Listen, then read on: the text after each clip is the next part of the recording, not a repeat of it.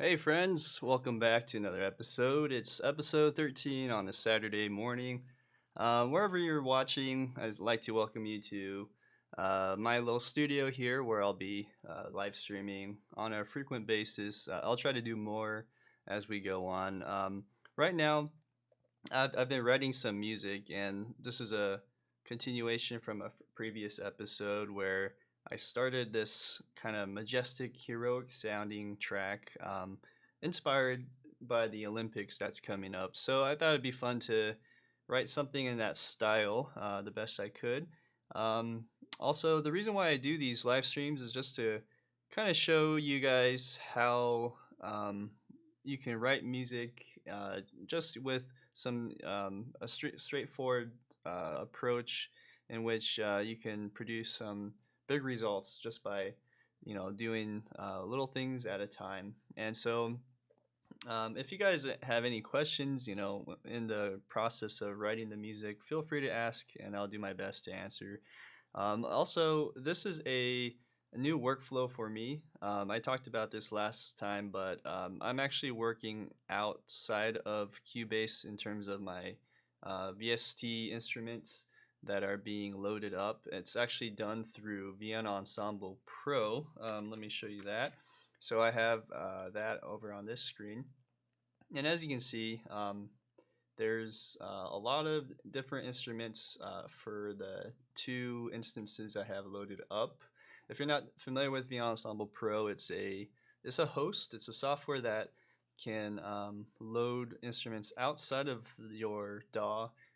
It can be inside of the same computer, or you can also link it and daisy chain it through a network of computers, like a slave of the computer. So eventually, I'd like to scale my business, and as I grow, I'd like to get a better, faster computer, and maybe even do the primary slave kind of thing. Anyways, that's the setup here.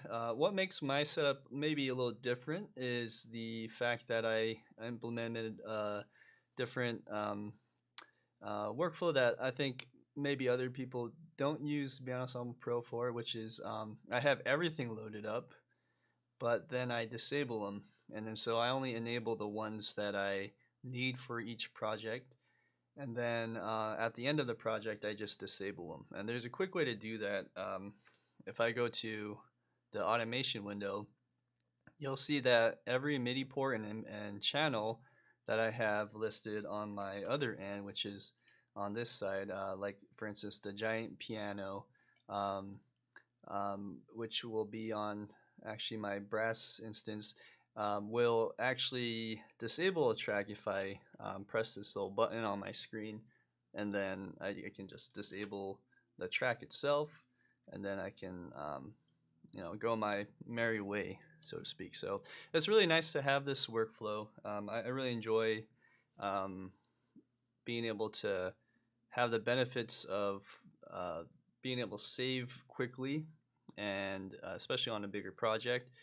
And then also the stability factor. I think it's much easier to just load the MIDI information here without any sound.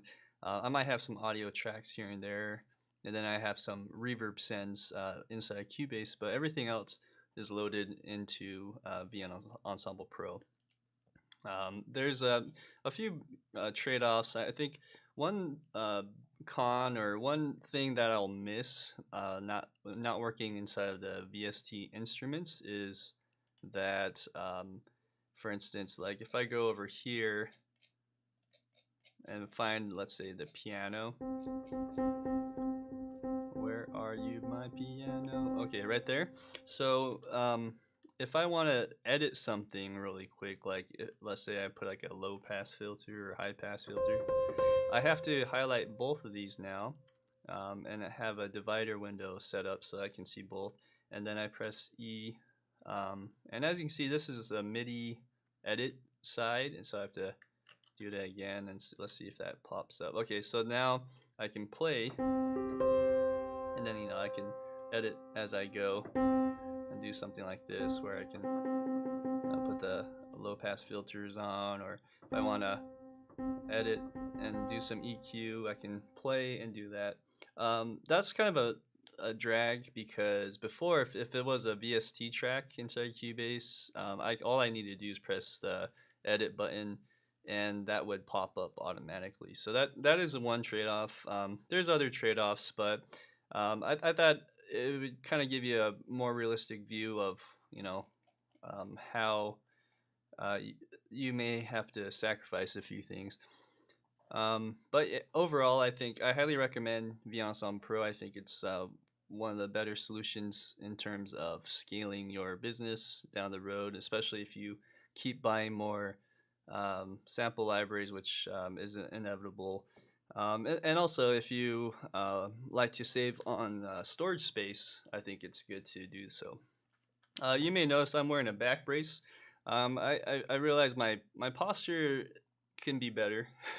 So also I will do better with that, and I think the back brace will help me sit up straighter, and in long run make me able to compose better as well. Okay, so let's go and start this. I haven't touched this track from last time, so I'm going to press play just to kind of see where we're at, and then we'll go from there.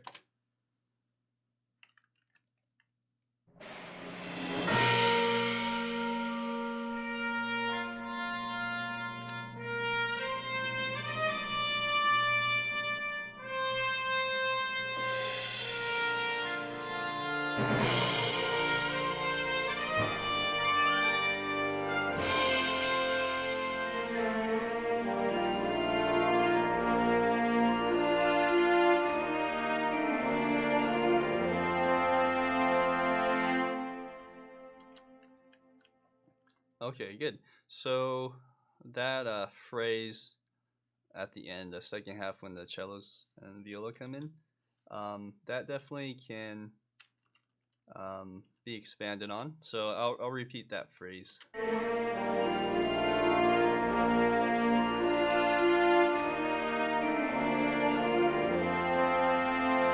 Okay, so this is lower strings. I'm gonna exchange that melody again to the higher string. So let's try that. Let's do Vista strings, and let's also open up the violin ones from east west, and perhaps violin 2. Right there. Okay, so just show you again, I'm going to press the enable button for opening up the physical MIDI track, but if I need to open up the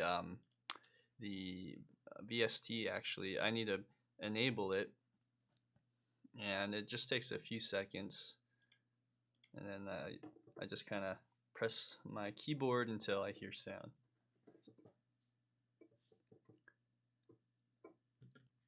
Oh yeah, and by the way, someone told me, I forget, it was a Peter Bata. He told me that my voice probably could be louder in my microphone, so I'm gonna actually bring that up just a bit. I'll boost it up by like 5 or 6 dBs. Hopefully that sounds better. Okay, so I got my strings. Great, great, great.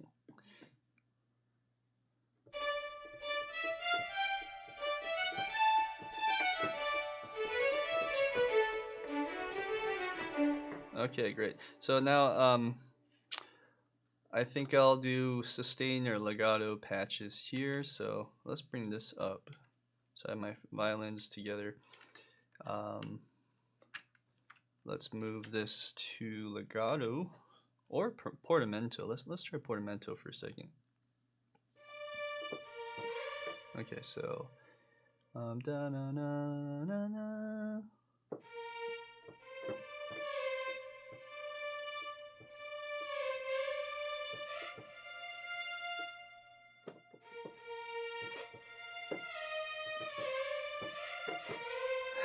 That sounds funny. So I'll do legato.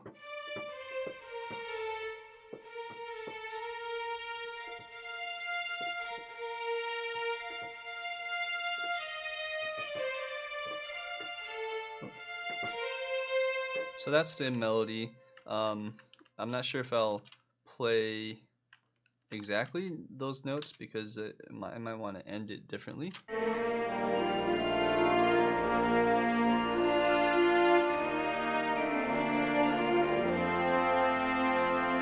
Hey Peter, yeah, thanks for that suggestion. If anything, I just need to talk louder, so I'll do better. I don't want to boost my my mic sound too much because um, what will happen is it like when I actually do talk really loud or laugh or something, it'll it'll really distort and be loud. So I'll try to talk more loud. So let's see how we do today. Thanks for joining in.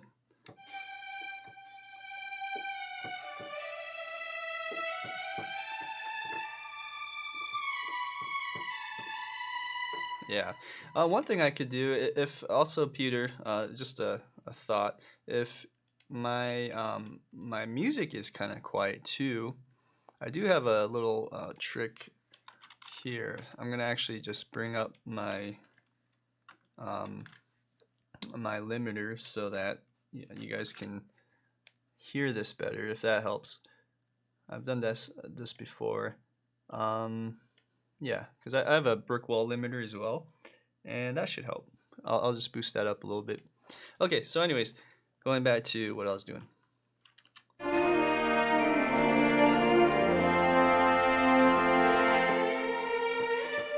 Oops. Practice that.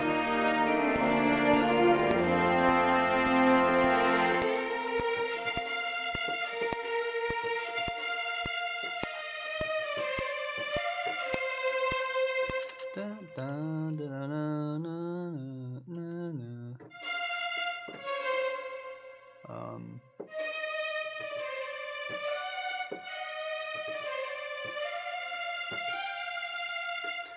Let's do that at the end. Okay, let's try it one more time on the Vista one.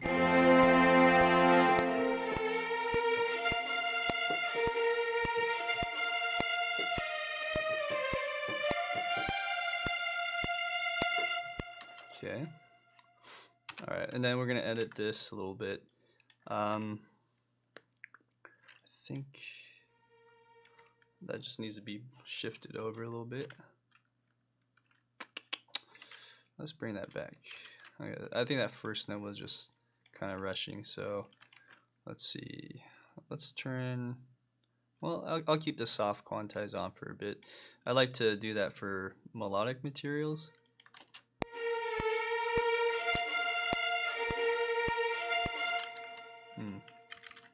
I think that's good. And then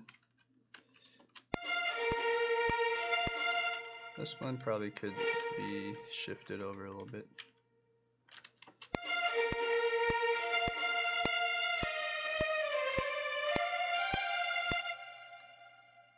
Okay. Yeah, strings are a little bit ahead of the beat for the most part. And then, yeah, this one, that's a little bit too ahead, I think.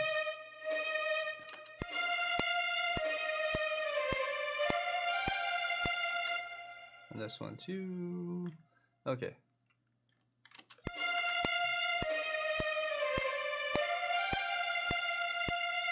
Okay, yeah, so that's sort of a model. I mean, I could re-record that or change the CC stuff, but let's just keep going. Maybe I'll do two at the same time. Okay.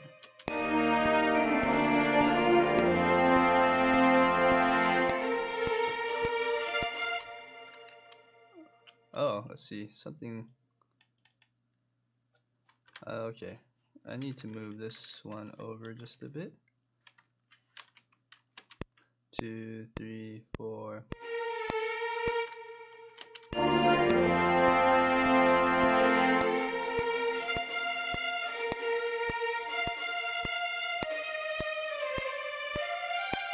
Okay, good. All right, so got the right timing.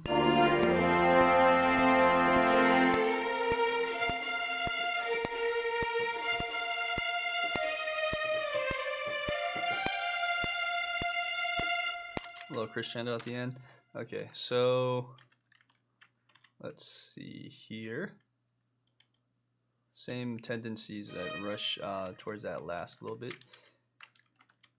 So I mean, it's okay to rush a little bit, but not too much where it's like noticeable. So let's bring these guys over as well.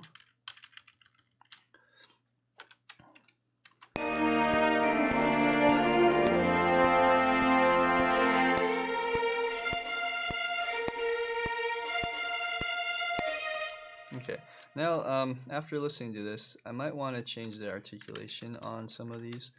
So let's change that to legato on both. And then I think on these ones, da da da dun dun, we might want to do like a staccato note followed by just like a sustain or marcato. Let's see how marcato sounds.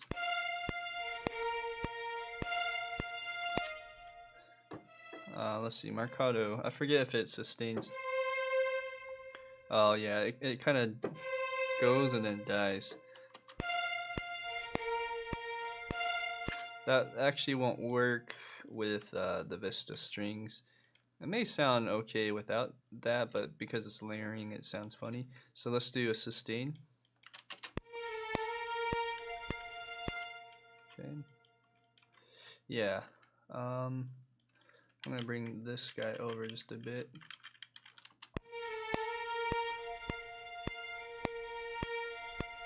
Good. And then staccatos can be a little louder, just to kind of have that poke through a little more.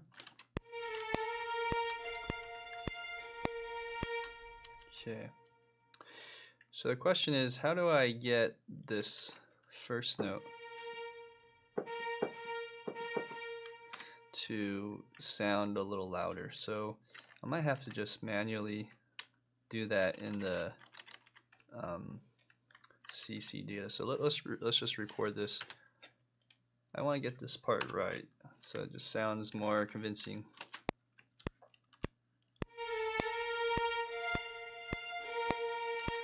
Okay, so what am I doing?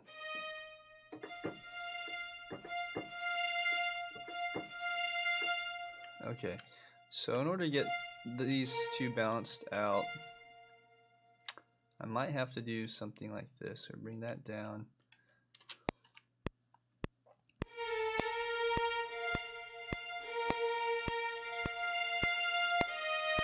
Okay, I see it. So this first note is doing a legato. That's why. Okay, and this one's sustain, sustain. Oh, okay. I didn't actually change this side. That's why. Okay, let's try again.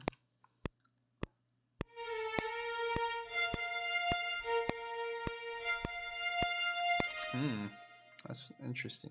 If I were to do sustain on both of these, how would that sound?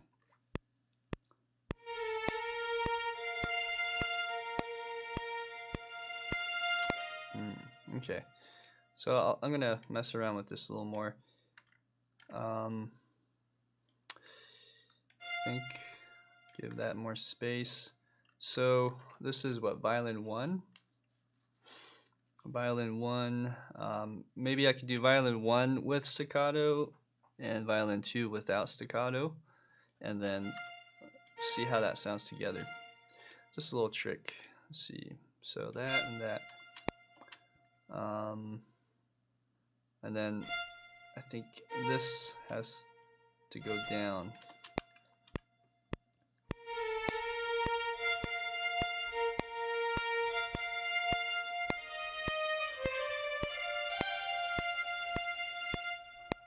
Let's try it one more time. 2, 3.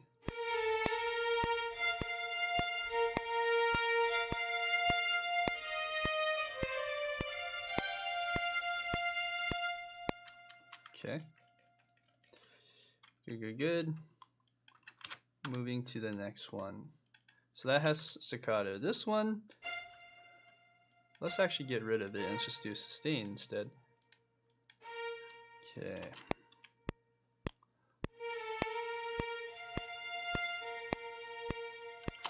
Okay, same thing. This first note's kind of late. Well, these, I just realized this is ahead a little bit too, so I'll bring that back a little bit. Yeah.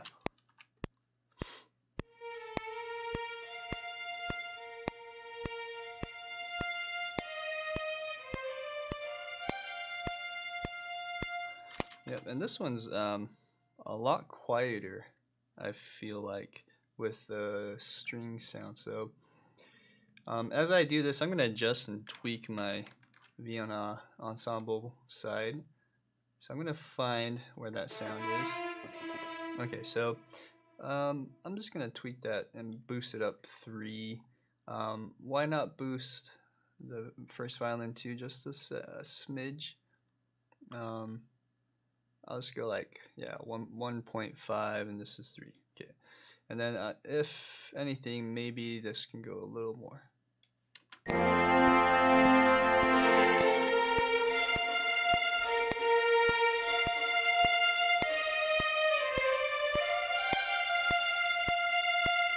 All right, great. Cool. Yeah, I just read your note there, Peter. Yeah, the music sounds fine. Okay, that's good to know. I'm gonna play around with the volume today, just in general. So I'll keep it where it's at. If I feel like it's too loud too after watching it back, I'll adjust. It's always it's it's still a work in progress with getting all the setup and whatnot. Now that I have the violins going here, I think it would be nice to harmonize that with some viola and maybe some horns.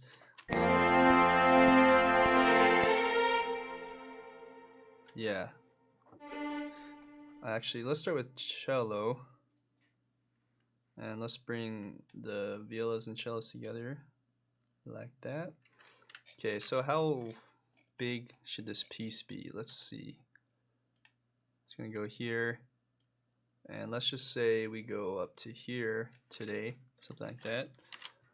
Then I like to do this that way I can just make the locators bigger. And then I'm just going to make all of these one big MIDI event.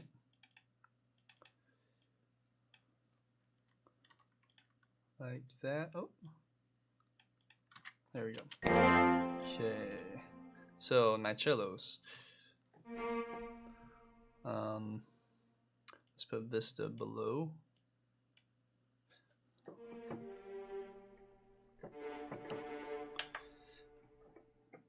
Da-na-na.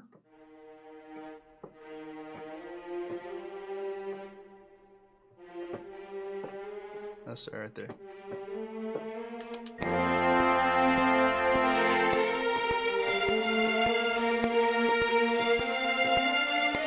That's kind of what I'm hearing in my head.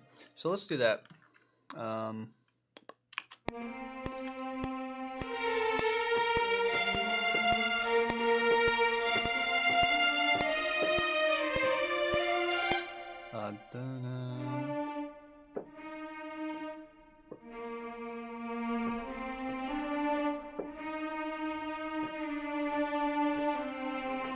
Okay, here we go.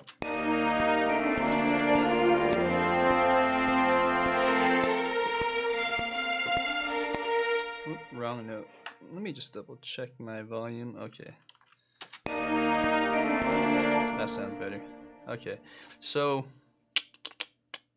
I just realized my headphone volume was a little quiet, and that's why I was boosting things a little louder than it should be. That might affect how this will go.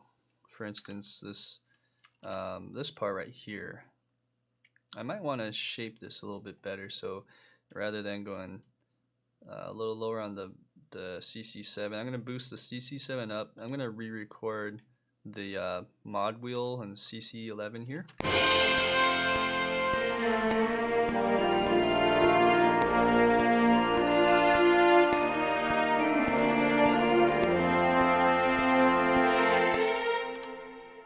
Okay. All right, I think that was Vista. Here's the other one. Let's bring this up as well and boost or bring the other ones down.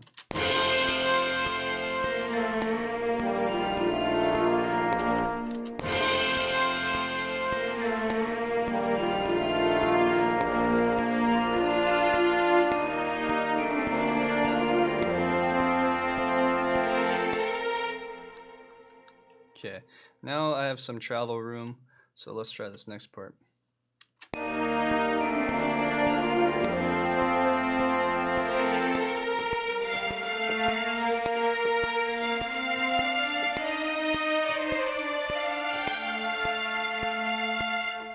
I just had a thought to do A, but let's do F instead.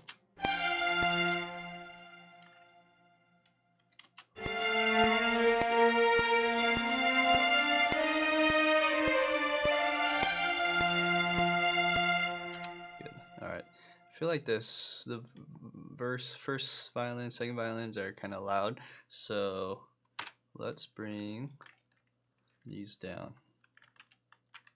Oh, not like that. Let's do the other one. Let's do this one.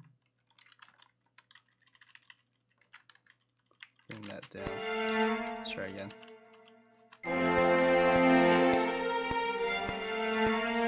Okay, now it's too quiet. Let's bring that up just a bit.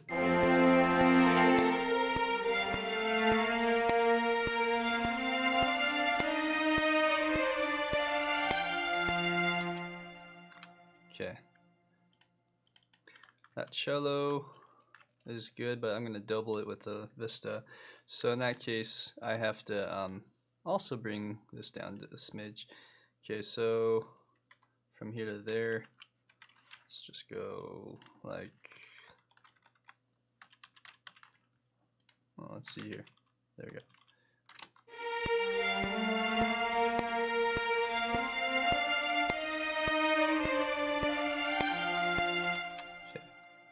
Alright, and then let's just copy and paste this one. Before I do that though, let's just double check the rhythm. I'm wondering if I should just quantize that a little bit. Bring that over.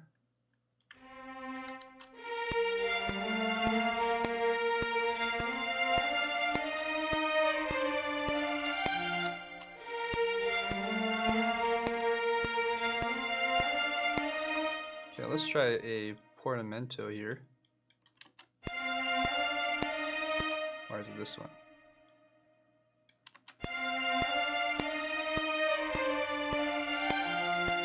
I wonder how that would sound in portamento here too.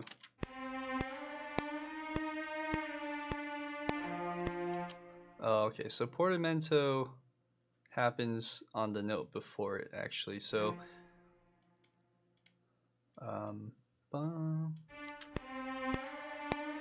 I don't want that there.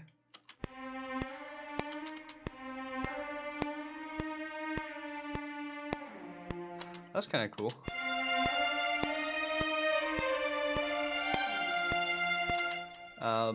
Yeah, let's keep that there for a second. Come back to that if we need to.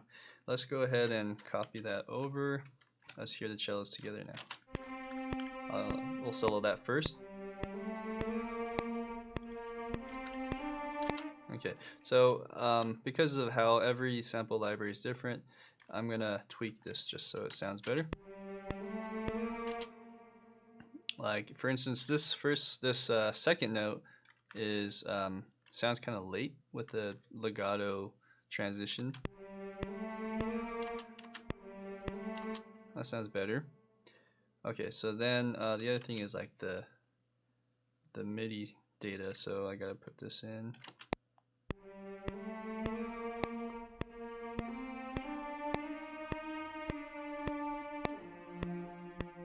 That's pretty good. Maybe you can swell more. Let's try again. Oops. I need to go back a little more.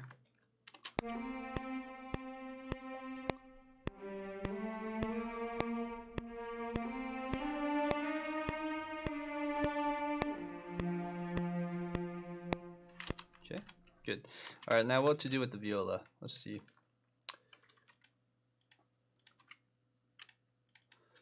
Viola, viola.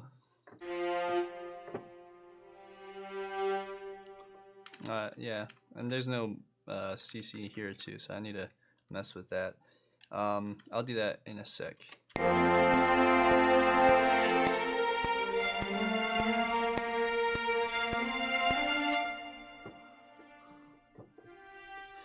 Okay, so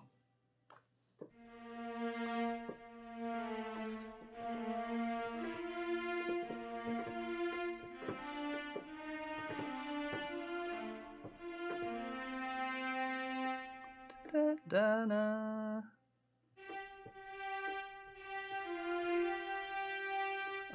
I can harmonize that.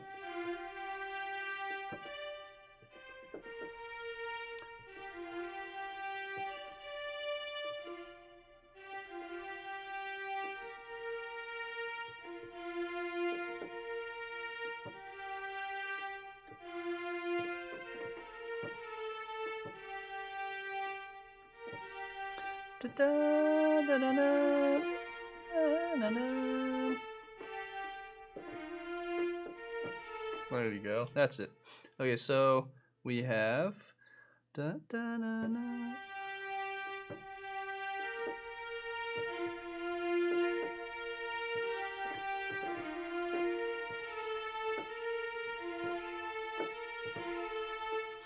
Let's try that.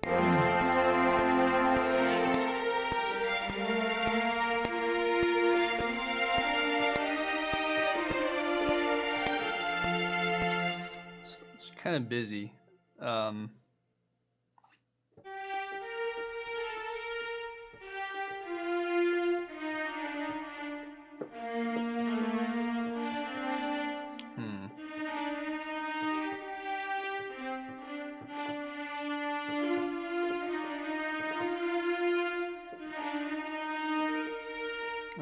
Let's try that.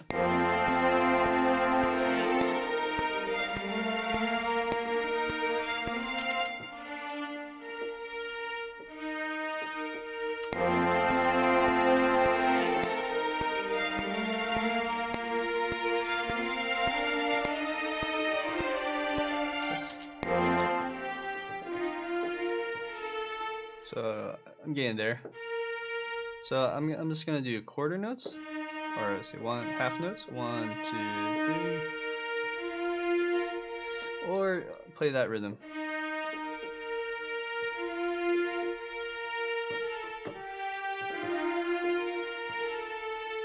Let's try that.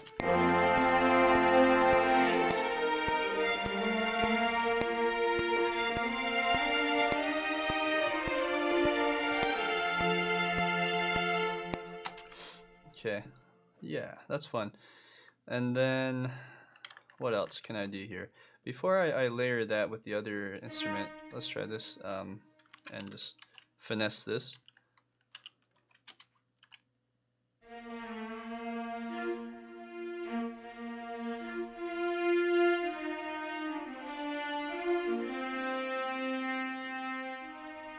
So about there. There's some issues with the key switching here.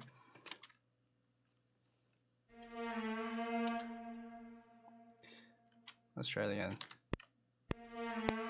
So this one's kind of late with the legato.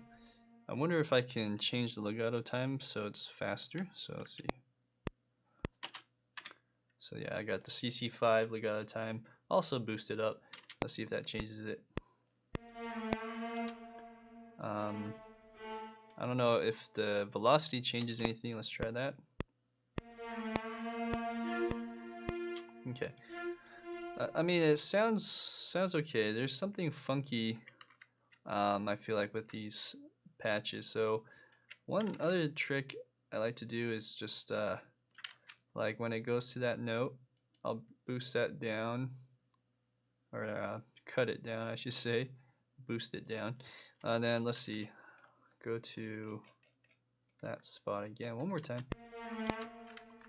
Yeah, and there's something still funky there, so maybe I'll bring that That's better.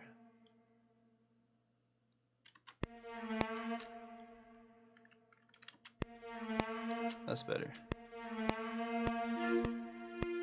Okay. And then anytime there's a staccato and then followed by legato, I have to change it. I've learned over this time, at least with east-west stuff. So I'll do sustain.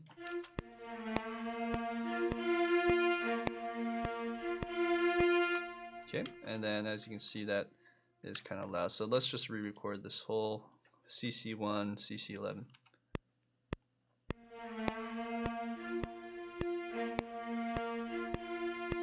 Let's try again. Let's go back to that bar.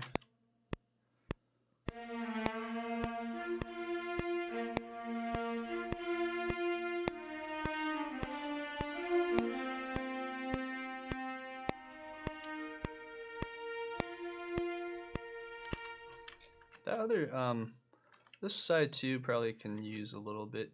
Kind of swell that more. Let's hear that together in context.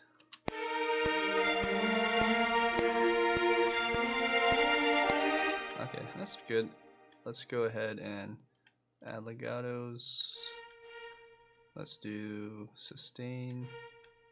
So yeah, a lot of these rhythms are going to be a pain to edit as far as the key switchings go, but it should sound good. I'm curious how that sound quantized. Let's do that. Actually, I'm looking over here. Okay, let's bring that over.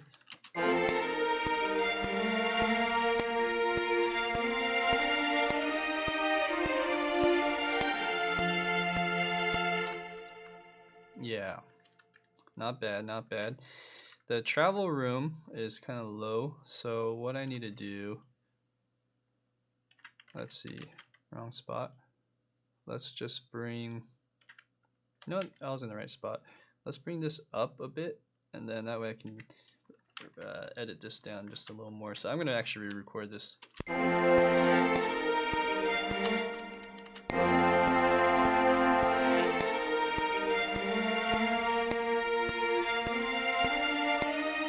That was kind of weird. That didn't record over, so let's just delete that. Let's try again.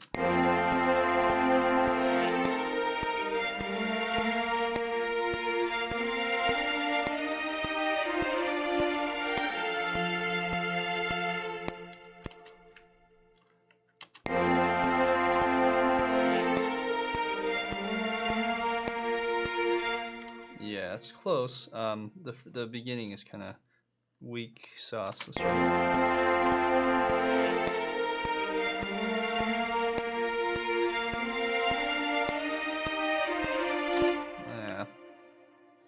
Yeah, it's almost there. Yeah,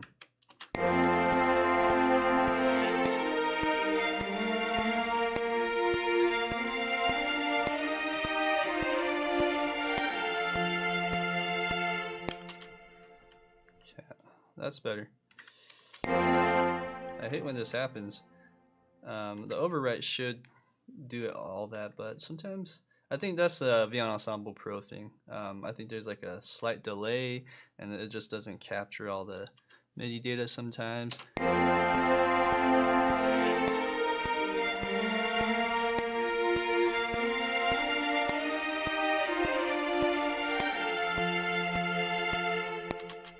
Good. All right.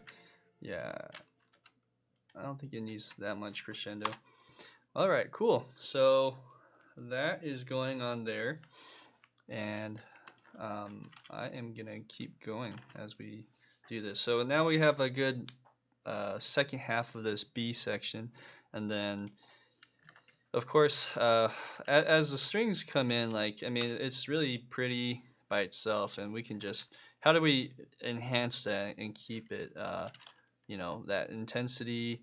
How do we also make it bigger?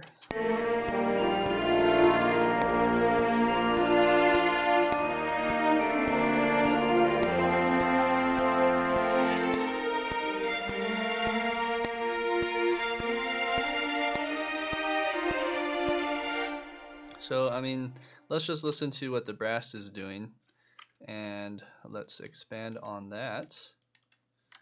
Boom, boom, boom, boom.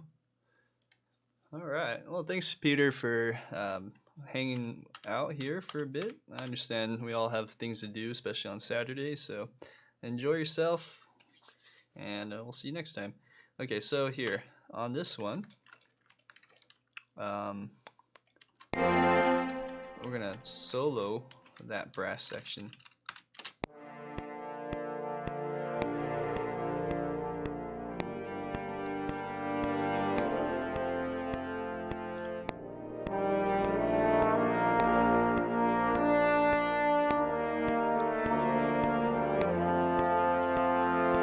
Okay, I heard a mistake here.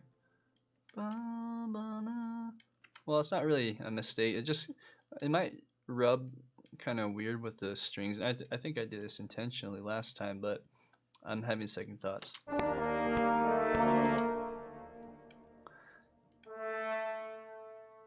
Oh yeah, so this is the majestic horns. That's why.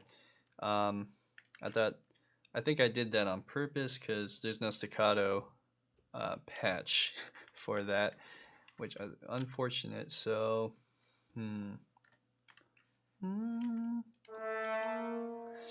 one thing I can do is I can go like this.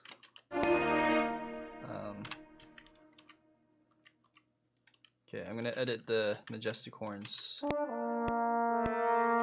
Okay. So, yeah, if you're doing like 16th notes, anything more than an 8th note in this patch, it's kind of hard to make it sound good.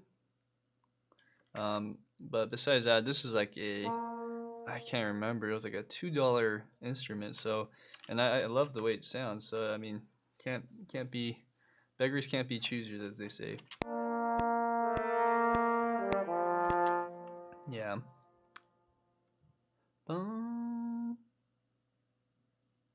So I'm gonna pretend that this is a 16th note and kind of drop that down.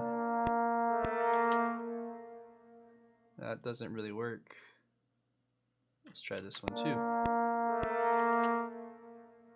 Yeah, something like that.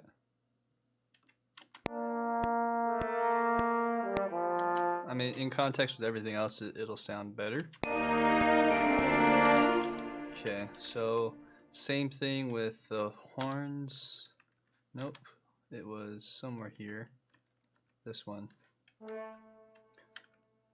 This one is Jaeger trombone, so we do have staccato patches on this one.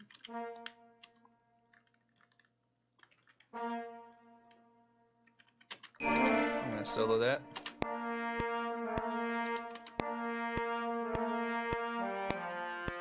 Good.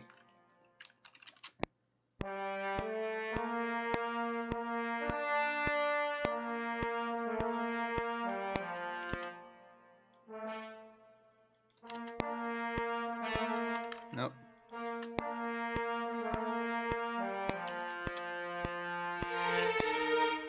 Yeah, cool. This might be a little too much right here, so go like that, and then just bring it up about there instead. I press certain buttons, and I think it's gonna go somewhere, and it goes to the very beginning instead. Let's try it right here.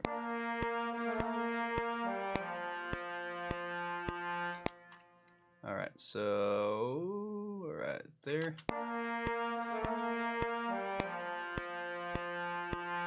There you go.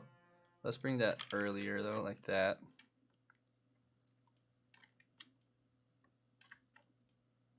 Okay.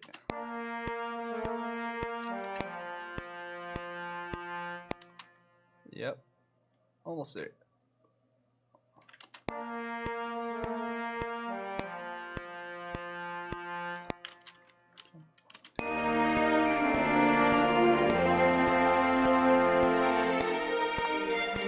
Good. Okay. All right. Now let's go back to what the brass is doing as a whole, and then we'll make a decision.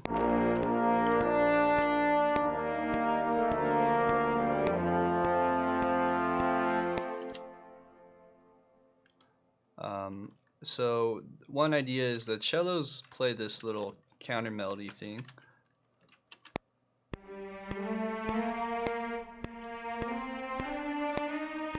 Right. So then I'm thinking the trombone and horns maybe play that, or just the tuba. I don't know. Let's try the trombone first. I'm pretty sure the trombone would be a good doubling of that. So let's go ahead and let's bring that up like that. Let's see how that sounds soloed.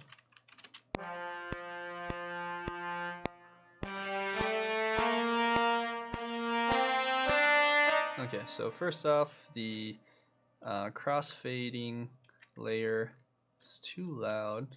It's doing that brassy tinny thing, so let's bring it down about halfway so it doesn't trigger that.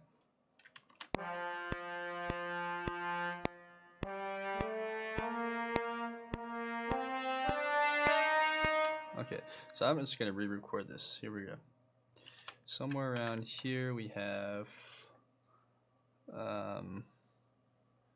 there-ish and there. Okay, so let's try it again.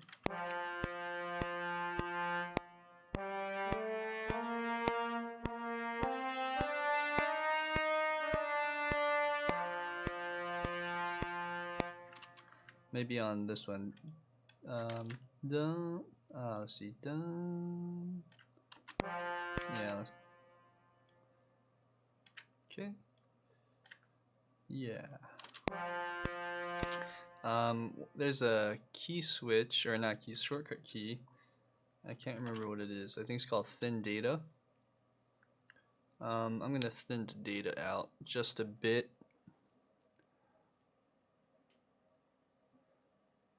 It's called thin data. Can you guys find that here with me?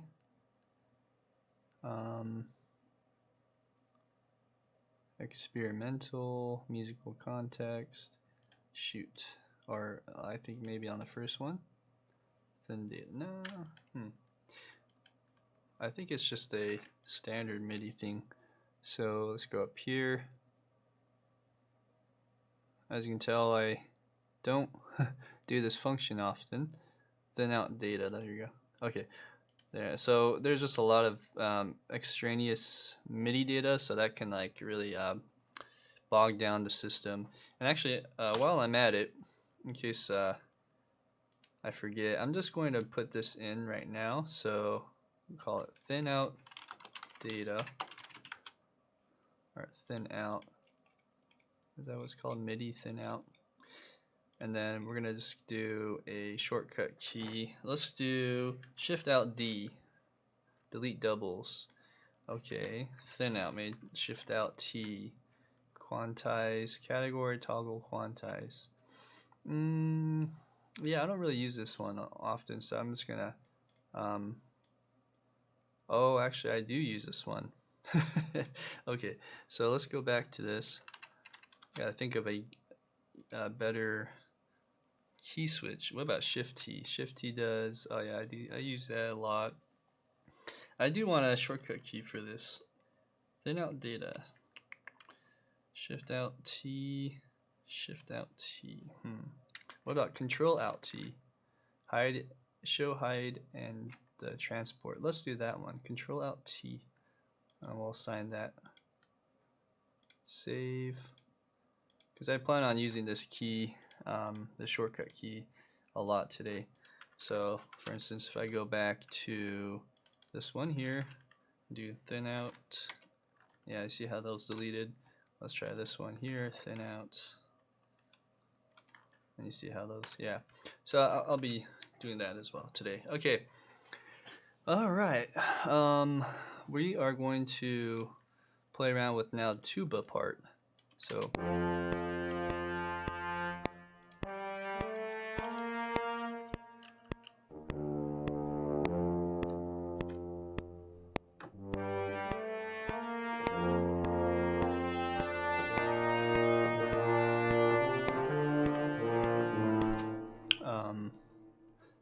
I'm just gonna play around with this. So I might do something short as contradictory to what all the other things are playing, and just for fun, let's see how it sounds.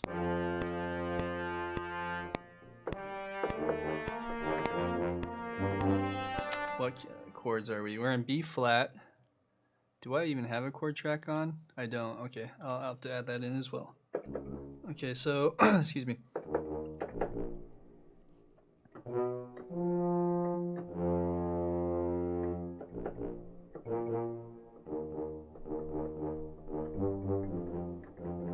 So E flat, B flat.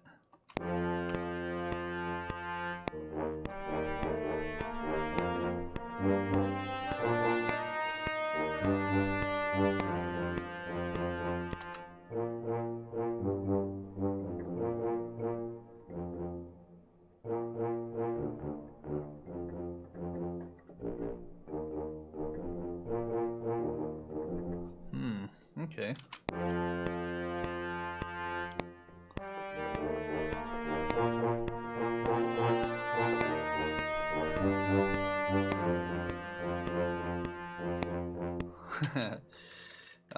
Yeah, that's kind of fun.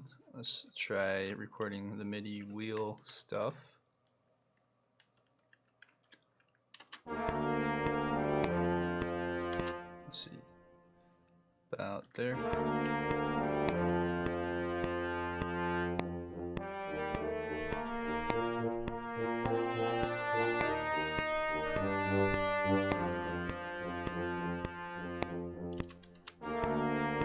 Okay, wrong notes on the beginning.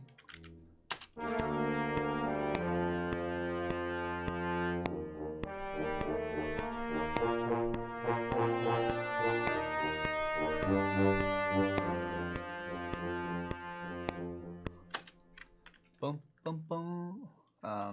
Bum bum bum bum bum bum. Let's go from there. We'll keep going. Let's see what other ideas we get. This can probably shrink down just a bit, like that. Same with that. Okay.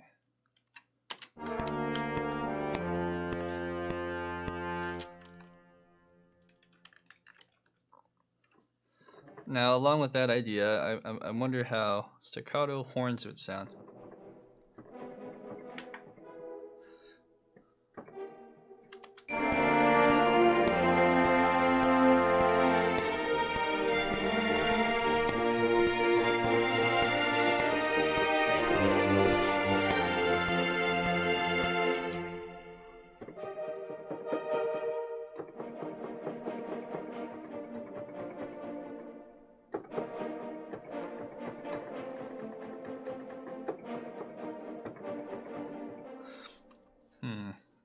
That would be kind of fun to...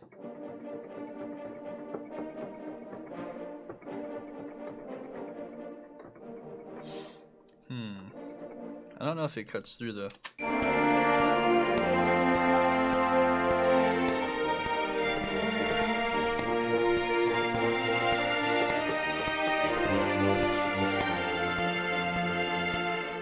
Oops. The last part is F chord, so it should be like that. Okay. Yes, and this. Okay. Let's hear how that sounds by itself. I see one other mistake.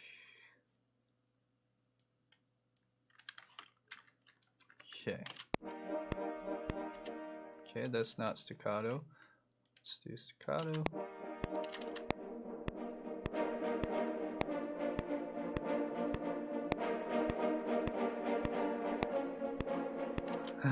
F major, not F minor. Okay, so that's the idea on that. Let's press solo on these guys.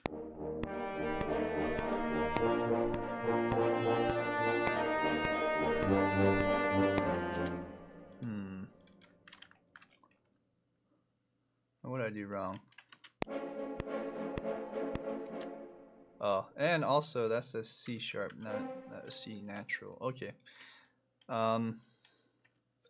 Thinking out loud here, I feel like this part is too busy with that horn, so let's figure out another line. So we have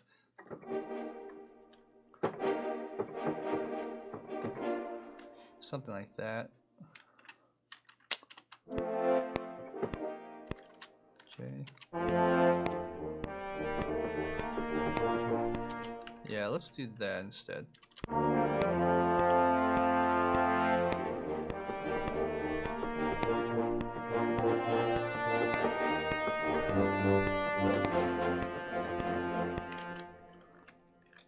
Yeah, that's fun.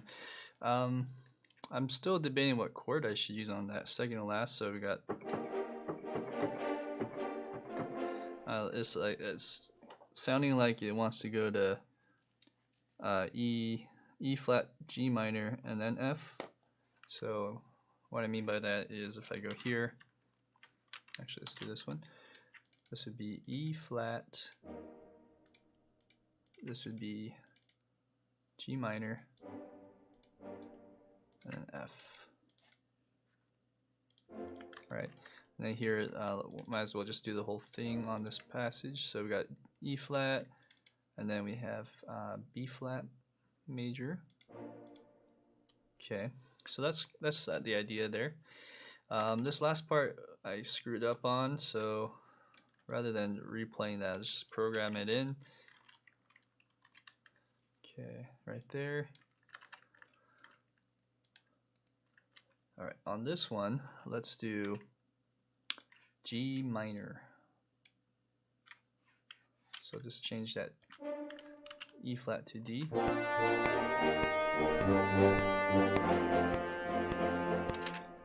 Yeah.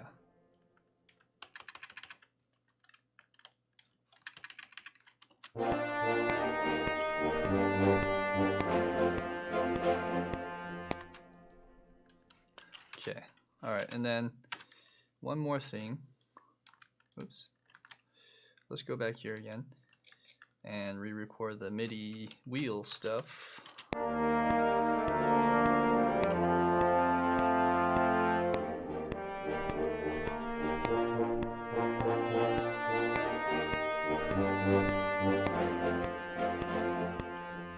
Oh, interesting. Let's bring that down a little bit. Okay, and then this is funky. That didn't happen before in my last setup with the other workflow, so I'm kind of bummed that the overwrite doesn't happen all the time. Okay, so we have this.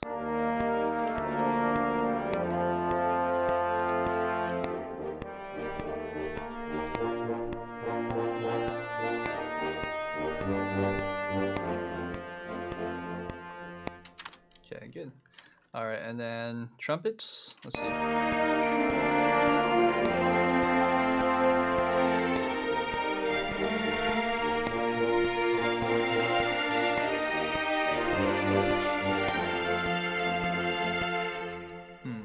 I think trumpets can also do that line with the horns. Now I'm hearing it. So let's go here. I'll do Jaeger's trumpets. What else trumpets do I have? I do have the Sonori also for the trumpets. So if I do that and do this one, that might sound a little better than the Jaeger's, but I'll audition them. So let's turn that on. First, actually, while that's loading, let's just do the other one first.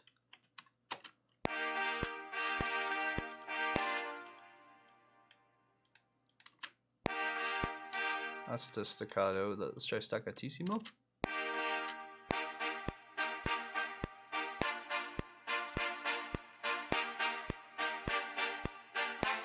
Okay, now of course we're not going to play all three of these.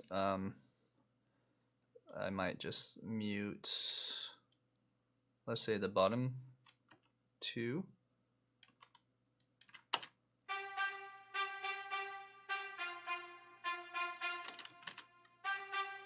Okay, let's go back here.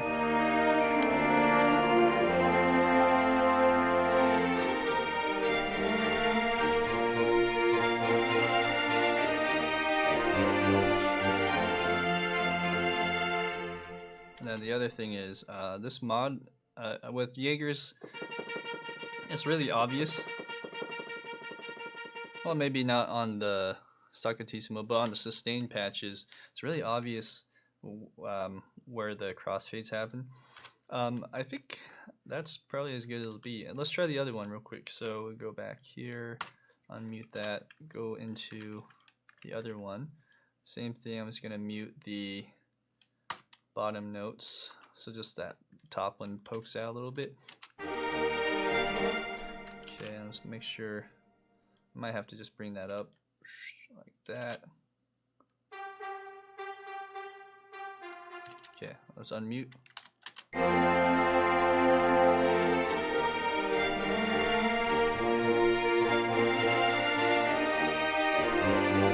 You know what? I kind of like the Jaeger better.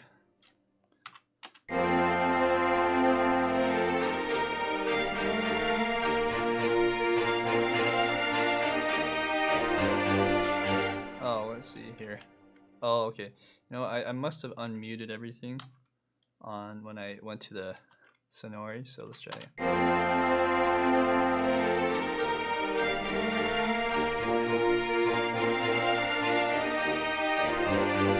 Okay, good.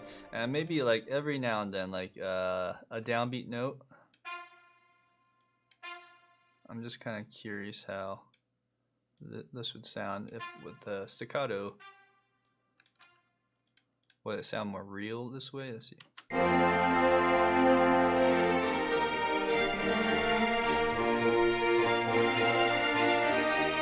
Alright, something like that. Let's try again.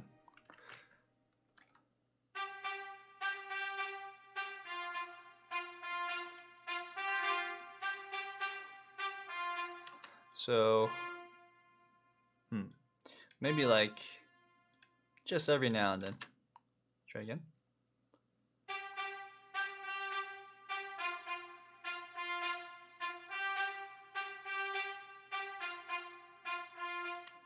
Let's get rid of that one.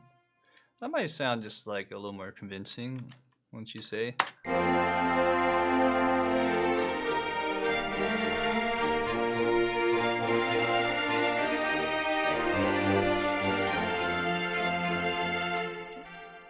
Also this one. Okay, I like it. Cool. There's something about the Sonori trumpets with the staccatos that are a little funky. It just, there's no meat, there's no body to it, it's just all front. Whereas this one has a little bit more sustain going through there. So let's keep that going. And then, let's see, go back up here. What I'll do, let's mute this. I'm just gonna glue this whole thing together like that.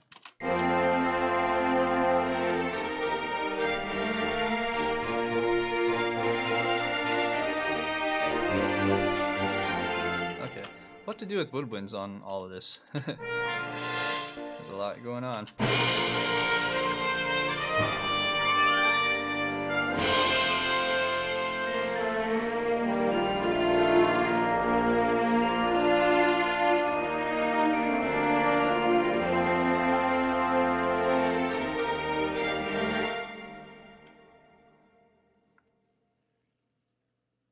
Okay, yeah, I like how the rhythm changes. It might be a little sudden, like it's unexpected, which is not a bad thing.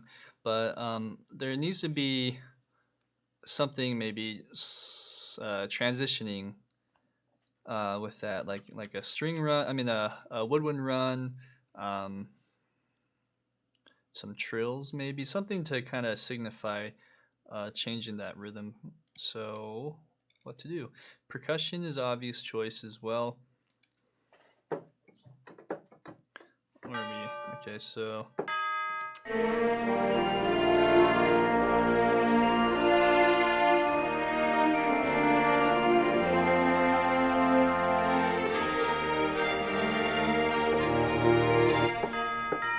oops. Oh yeah, this doesn't do that low B flat, does it? Oh, that's too bad.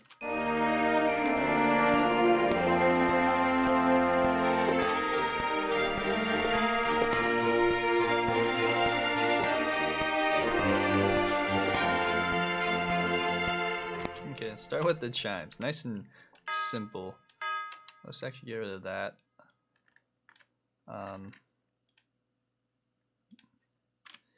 Okay, so where are we here? Let's do like that.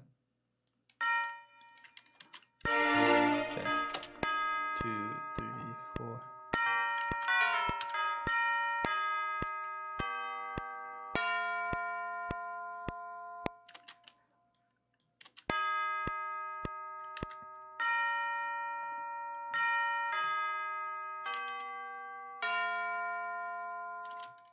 Good.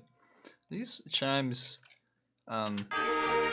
something weird about it. I can't put my finger on it. It sounds kind of thin. So as we're doing this, I'll mix a little bit here and there too. So where are we at? I need to color my bottom half there. Okay, so on the chimes, oh, okay, I do have a low, high pass. Okay, let's make a shelf and boost some of those lows again.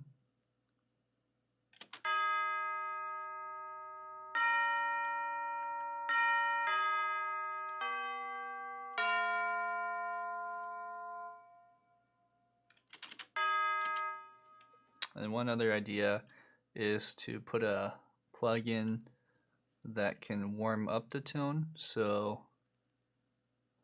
what would be good? Let's try an effects rack. Sound toys. Let's try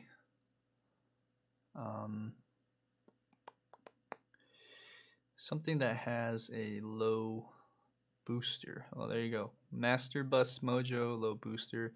I use that a little bit for other projects, and it sounds pretty good.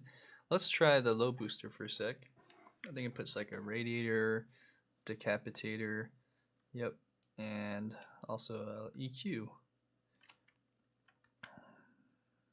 So this, as you can see, is boosting 9 dBs somewhere. Doesn't say where, but it's in the lows, so around, let's say 100 to 200. Okay, there's a lot of distortion happening. Bring the drive down.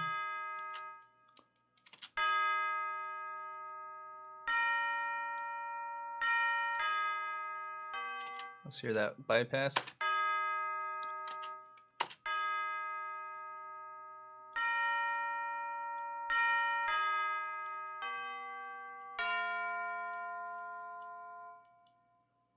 Yeah.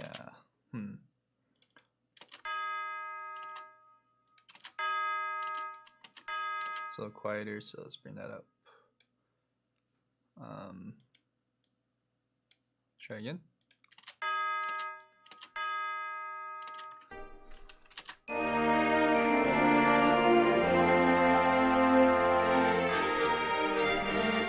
Okay.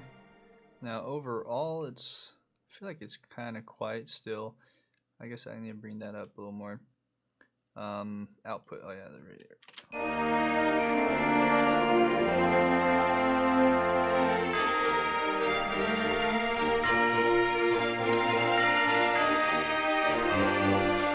Okay, good.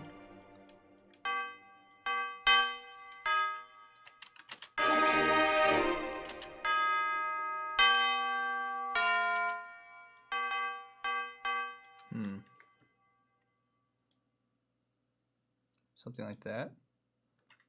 Oh.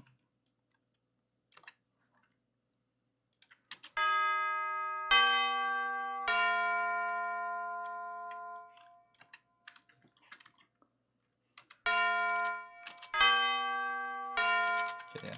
There's some certain notes that just really pop out more than others, so you have to do that where you adjust the CC. Okay, good. And then what else? So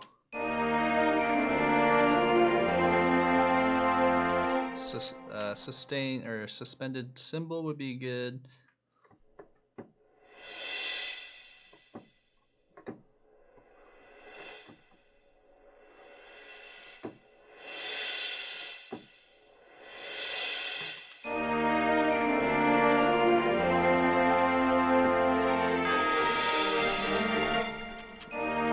little behind. Let's try it again.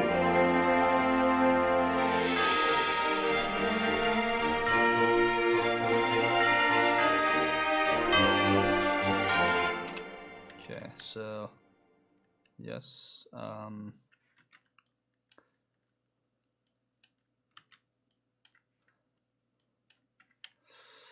Yeah.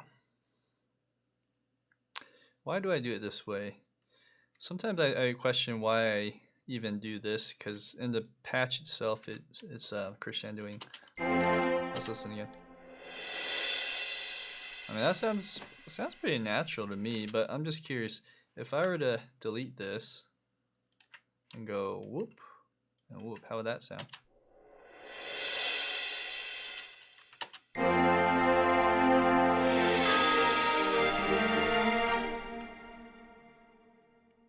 Now let's try the opposite. So if I go really loud,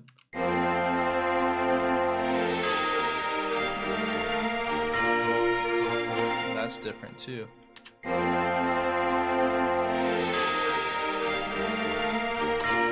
And also, this is a little thing I do. I don't know if other people do this, but I actually like to boost my the CC on the tail, so that you guys can hear that sustain a little bit more. You can do that with the compressor too, but this is kind of like acting like a compressor where you can hear the tail better. So let's try that.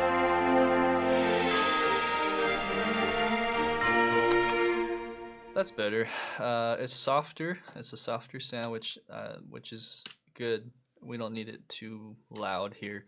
And then, I mean, I could put a snare on,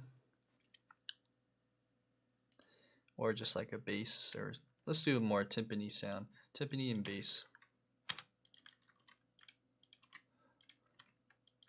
Okay, so we are at this point.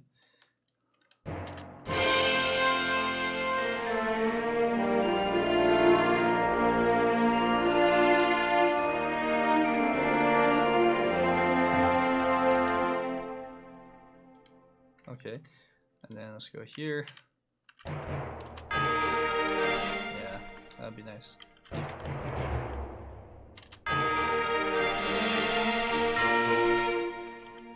Oh. Okay, kind of loud. Yeah, let's do this.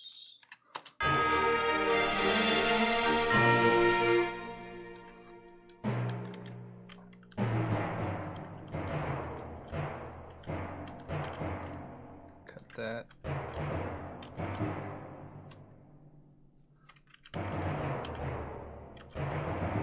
G or D? Let's do G.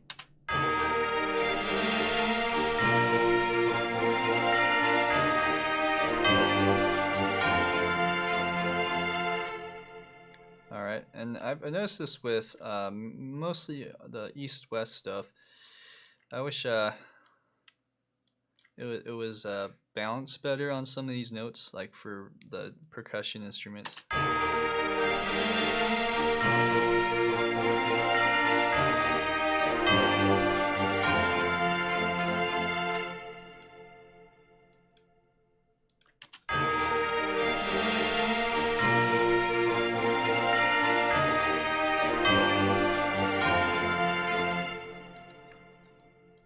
That's a lot of character, but maybe too much.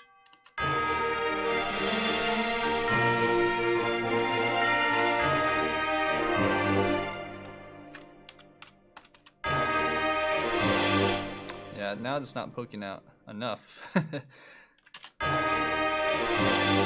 Ah, shoot. Okay, so what do I do there? Maybe. Man, oh man.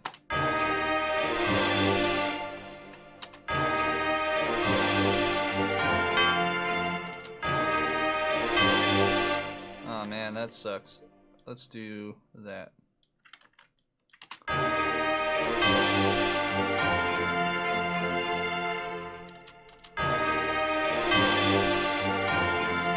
Okay.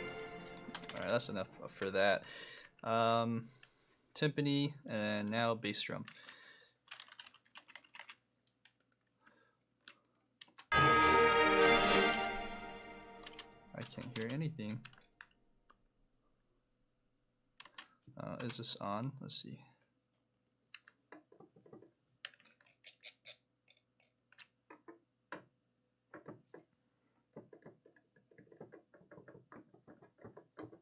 Oh, code red.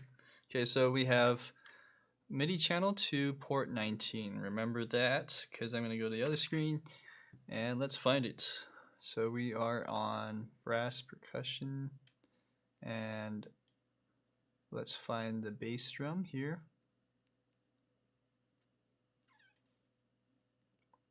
Let's see what we did wrong. That's crashes. Okay, here we go.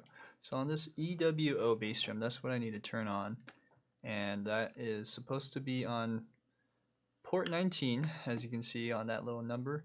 And then let's go find it here in the automation. So port 19, and then channel 1 or channel 2. Oh, actually, I'm on the wrong automation panel. Here we go. So go here, port 19. That was the other instance. So now I'm on the right instance. Aha. Okay, so that for some reason went to snare drum, and I think this happened last time. However, I might have not saved that setting.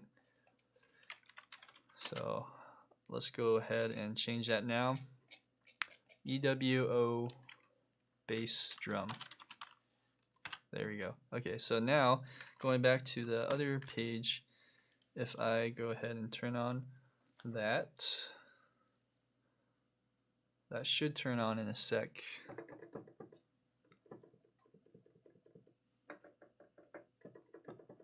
Nope, it's still not turning on.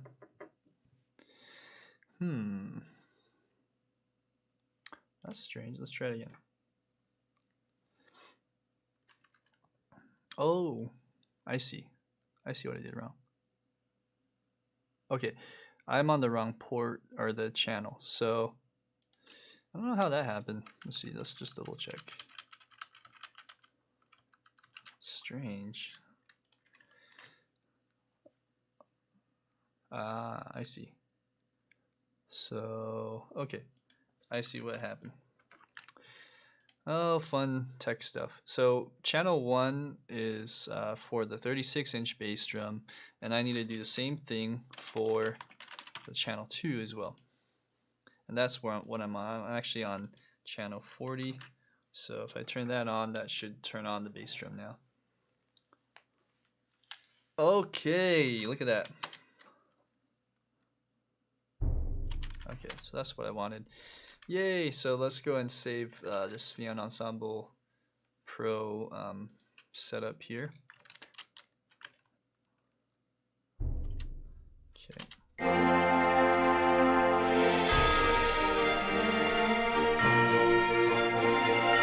Okay, so that bass drum's nice. It's I think a little too loud for my taste.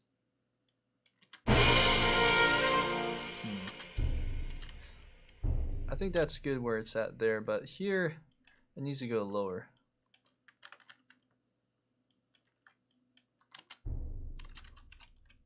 Okay,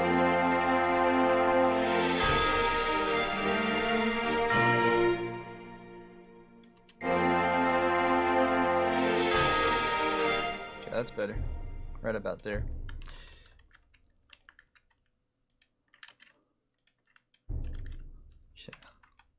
Alright, so now we have some bottom end supporting, and the chimes kind of help to signify there's like there's more going on, there's more movement. And then what should I do with the woodwinds? I don't know. Let's see here.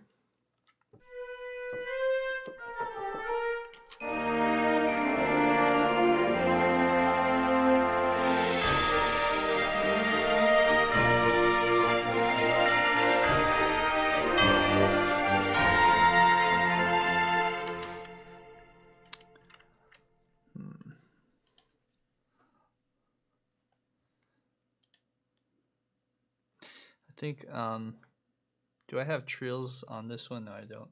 Okay, so I'm gonna have to turn on another woodwind instrument. So let's try flutes, clarinets, and oboes. Flutes.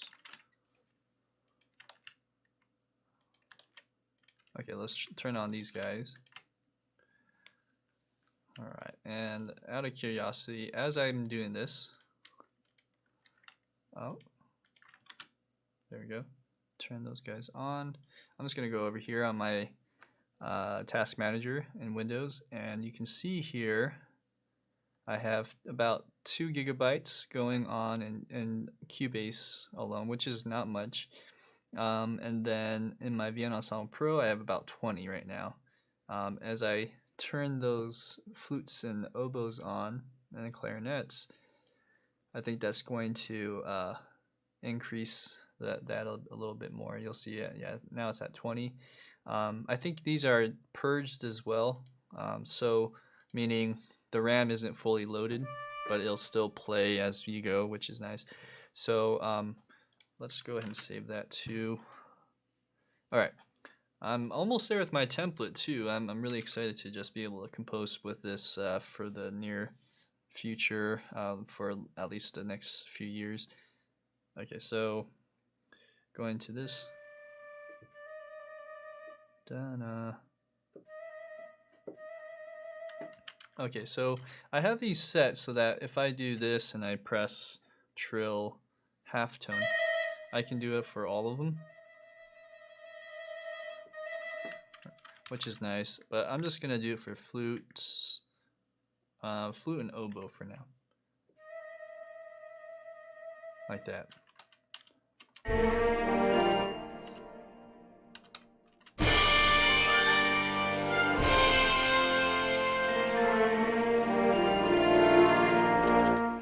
Let's see if that sounded. Yeah, okay, so let's make it louder. Let's see. How should I do this? Okay, I'm just gonna re-record over this. When I do ensemble type of stuff, it's nice to just merge them. So I'm gonna go here.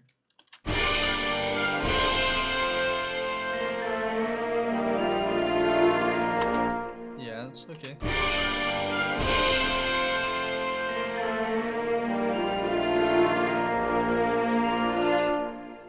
Yeah, I forget. If you re-record, you have to highlight again.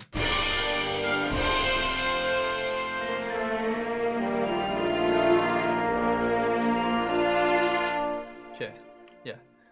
So now that I have some kind of guidepost to all of this craziness, let's go back here. Let's do that. Just paste those together. Okay, now I can go and program more of these. So I can go like this. Okay, so now we're on E flat, half tone trill, and then we have a B, or E flat, I mean. Let's do a D whole tone trill, because we're doing like a B flat. We're in the key B flat, so you're just following the scale of B flat, I think.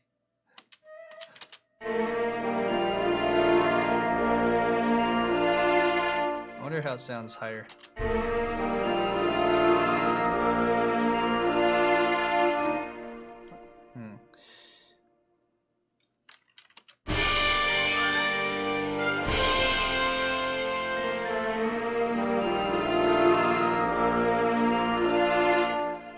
Maybe not the whole way through, like if we just sprinkle it. Dun 1 2 D 1 2 D, like that.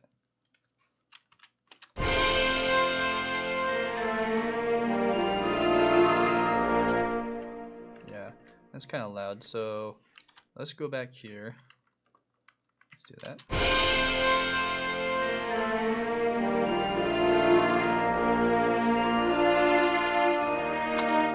Okay, good. Now I'm going to copy that, And so the flutes and clarinets are going to do a different note, or maybe just an octave lower.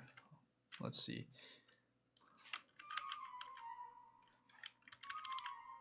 Let's try harmonizing it first. Okay, so half tone, half trill I mean, and then this one is a whole trill. Whole trill. I think this will also just be a half trill. Okay, and then here, let's go make sure that I have that selected to the right one. Half whole, okay. Flute 1, half whole. Okay, we should be good.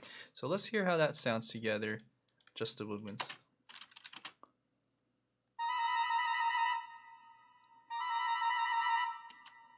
Okay, is it this one? So these are kind of loud for one. So let's just bring that down. And is that right? I don't know. Let's see, E flat. Let's do a 6 below the flute 1. And this will be a whole. Same thing here. Let's do a whole.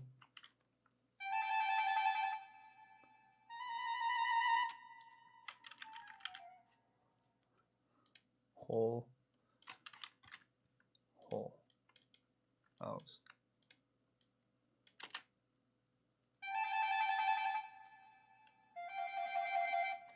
Okay. Let's well,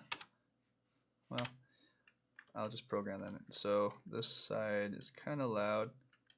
We'll scale it down.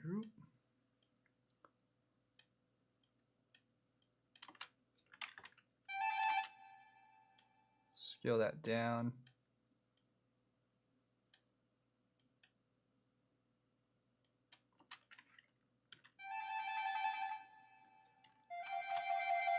Okay, let's hear the woodwinds.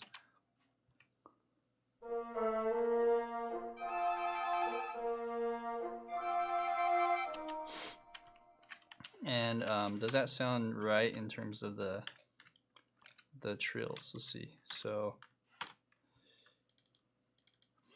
right here we have D. We're in the key of B flat, I believe. So it's hard to keep track of it all, so I always kind of give myself a guideline. So this would be E flat or B flat. This would be a E flat. Okay. And I think this is the same, so just go whoop like that. And I think this one is actually in B flat first. I don't know why it's making that sound. I think it's triggering some other notes or other samples there.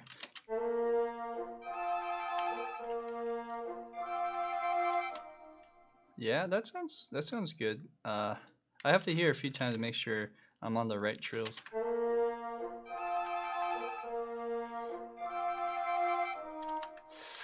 I'm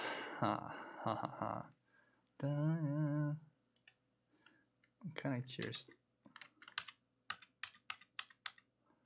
Yeah, should I do half trill on this one?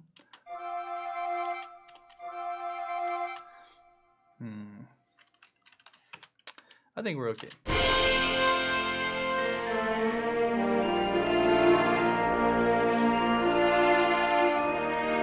Okay, good. And then after that, dun dun dun dun dun dun dun. So the flutes can do something like a counter melody above the.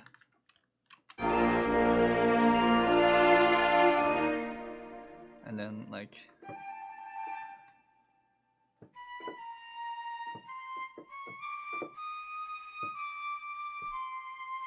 Right, something like that.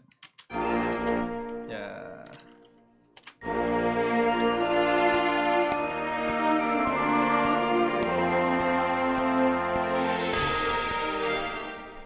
Yeah, that's cool. Let's bring this over like that, and then change that to legato.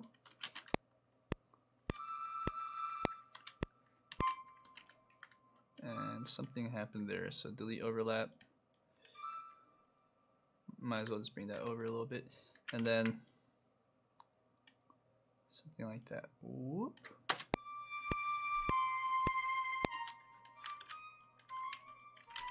Wrong notes.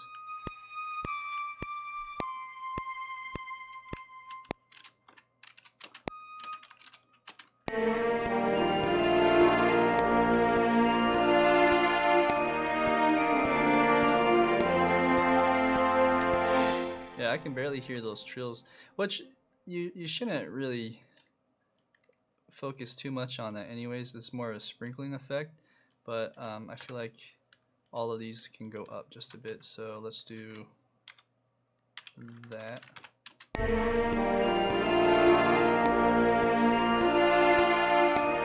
Okay. Yeah. I have an idea for this next part too. I think it'd be fun to do some eighth note type of runs. On this though, should I go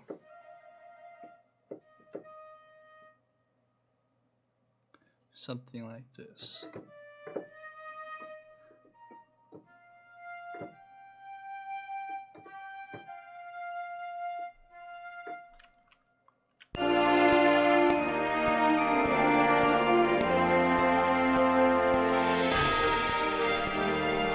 Sorry, you can barely hear that.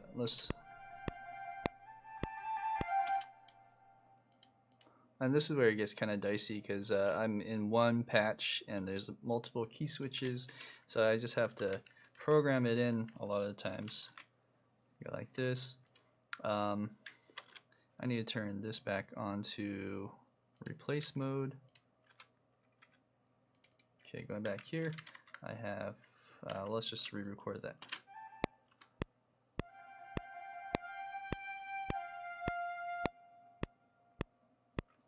Yeah, and this one didn't trigger because it's overlapping. Let's try that again. Actually, all of these could benefit from being cut off just a little shorter, so like around there. Okay, let's try that again.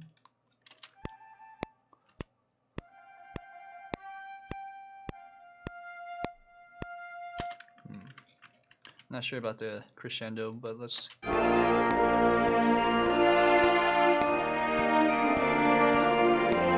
So we're gonna swell it up on that first note.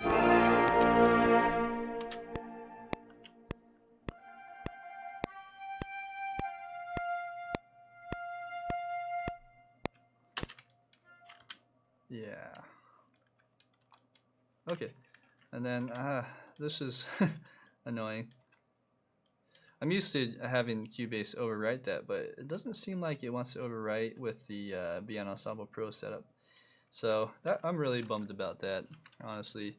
I'll figure out ways to see if I can fix that.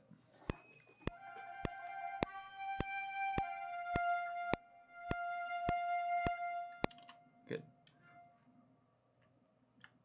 All right, so let's go ahead and do that for the other ones now. So I can probably quickly copy and paste this over. Like that. Let's hear those two together.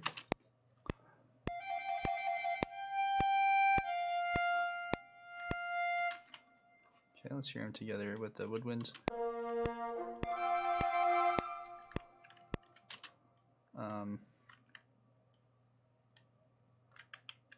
Yeah.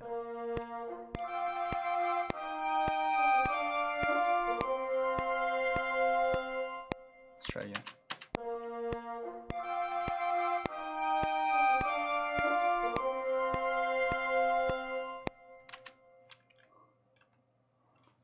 Yep, that is weird. I have my overwrite or record mode on. Interesting.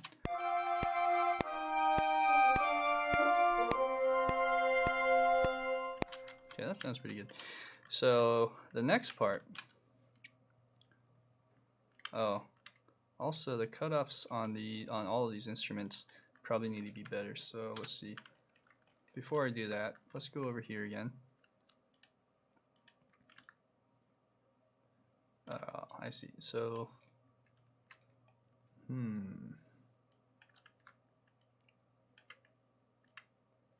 Let's bring all these instruments out so they're cutting off in that general vicinity. Yeah, okay. Let's hear that once.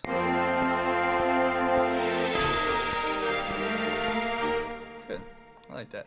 All right, let's hear the next part with Woodwinds.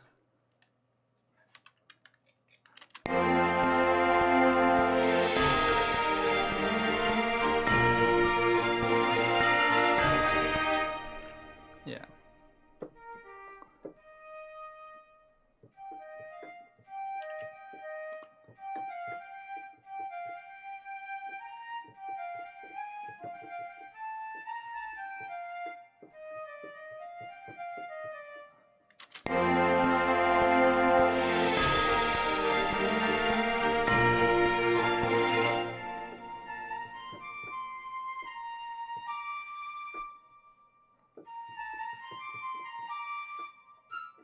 So the first part goes.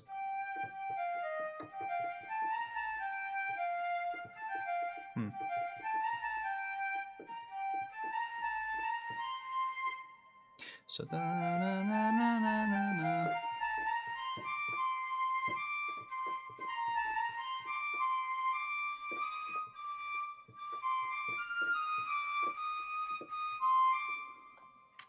Da, na, na.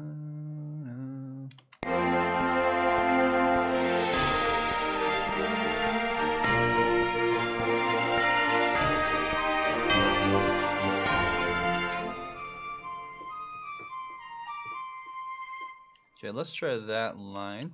See if I can do it on the first take.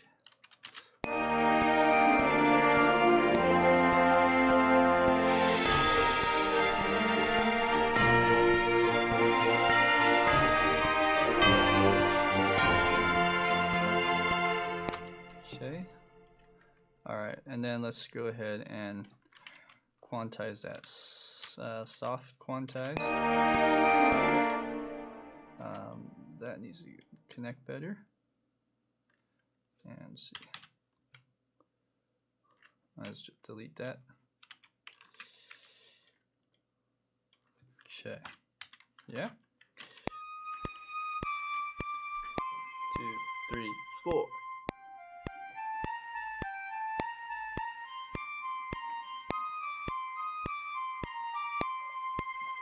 Okay, there's a wrong note right here.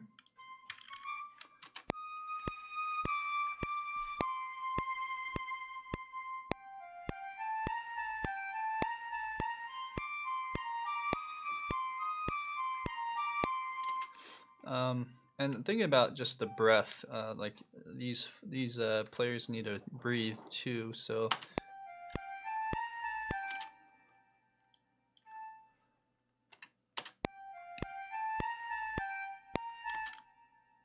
like that.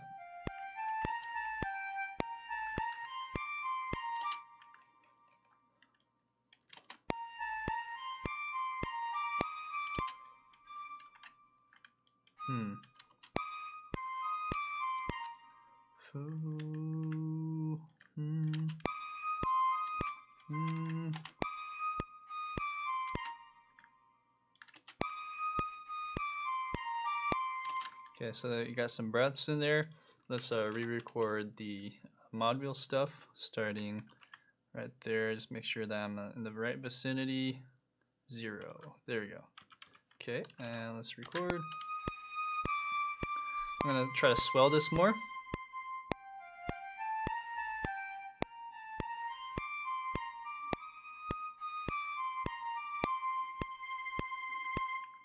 Yeah, a nice little crescendo at the end. I'll smooth that out. Well, actually, let's just do it again. I think do a better job. So let's go back here, kind of be in the right vicinity. And 3, 2, 1, take off. 2, 3, 4.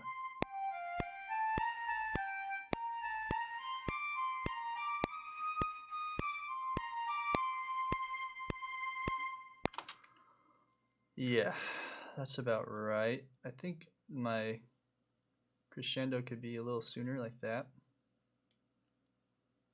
Okay, that's the idea. Moving on.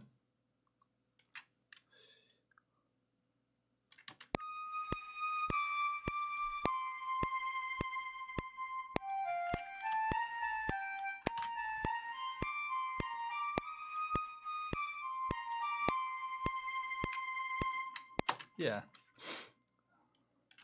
I'm not sure about this one.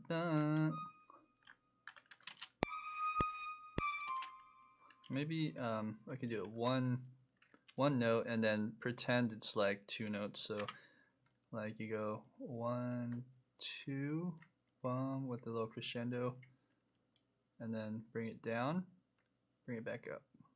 So you were just like mimicking 2 notes with a little breath. And it's a softer attack when you do it this way. But then you have to just program it. It takes forever. Yeah, that sounds better. See what I mean there? Yeah, so anyways, let's just draw that in. Even bigger on that note. And whoop.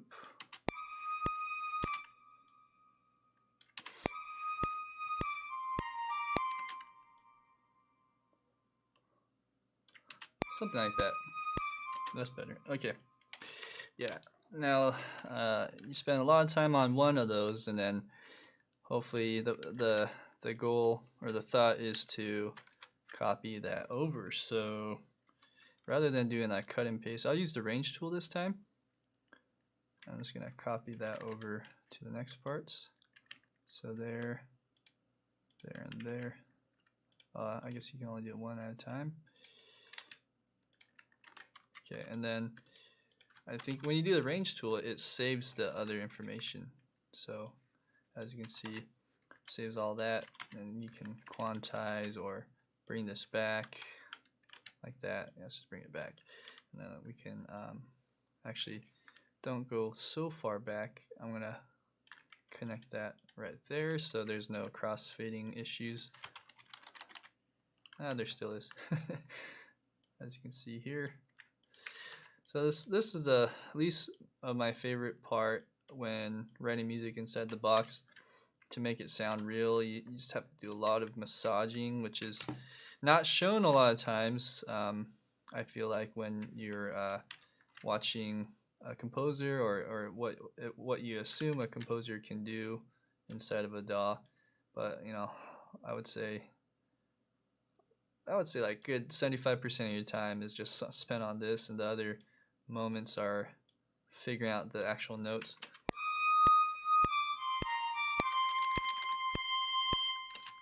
Okay, all right, so I have that. I probably won't want to harmonize these lines. Well, I don't know, maybe not, because if you put everything else together, it might sound pretty good. It'll just sound nice and rich. Sometimes we don't want to harmonize too much. So what am I trying to do? Before I do that, let's go back here. And I feel like it's in these three that all I need to do is press this button. Nope, that was the wrong one. Like that. Oh, I see. I did something wrong. So I need to go whoop. And then if I go in here, I should be able to do this. Yep, like that. Okay.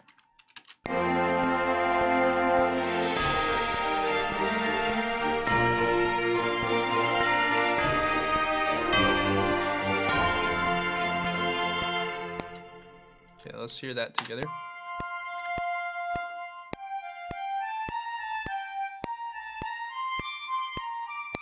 Okay, and then you know what? I'm gonna harmonize on that last part. So the E flat.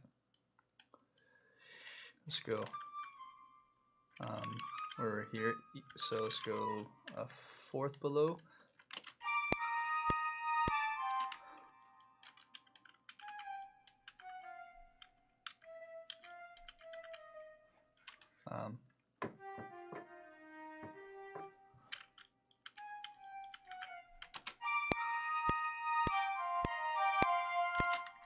Yeah. You know, I wonder if I just do this one, if it sounds good.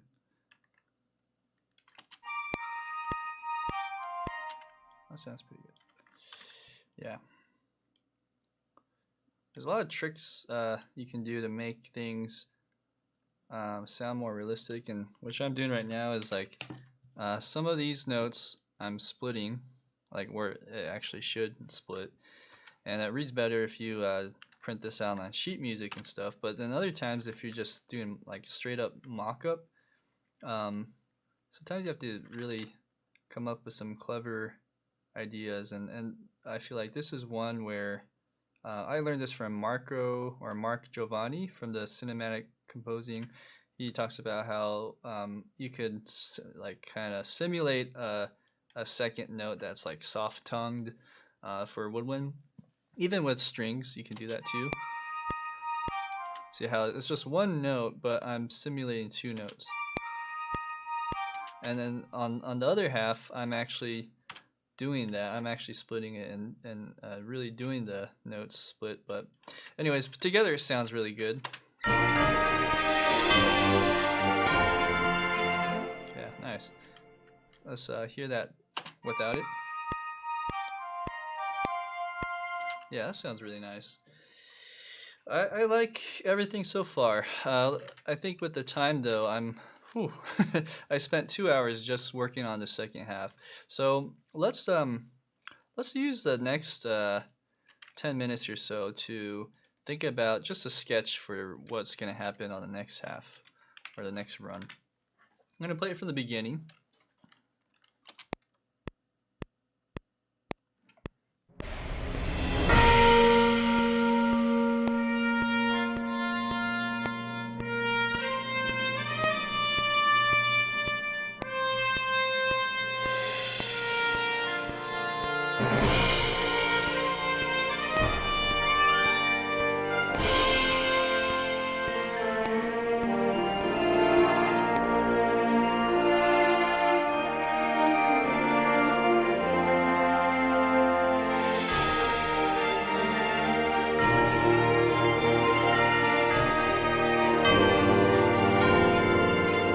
Sorry, there's a weird stuck note there. I apologize. I think it was in the brass. Let's go fix that real quick. That generally happens when there's like a pedal somewhere in there. So let's just make sure there's no pedaling. And stuck notes happen often. Oh, there you go. I just saw it. No? Okay, let's try again. Generally happens when it's just not part of the scripting. Oh, there it is. Aha! Right there. So where are we? Solo tuba. Yeah, it sounded like it was in the tuba. Notice here, there's a sustain. Let's get rid of that. That should fix the problem.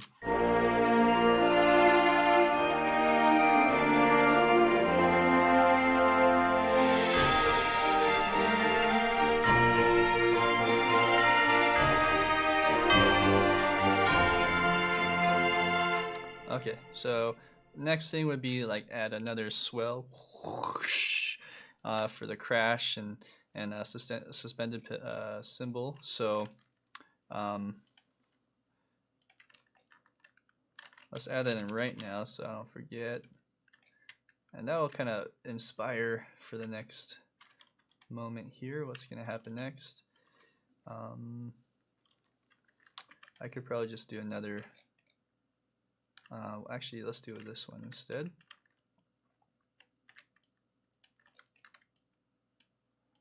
Right about there.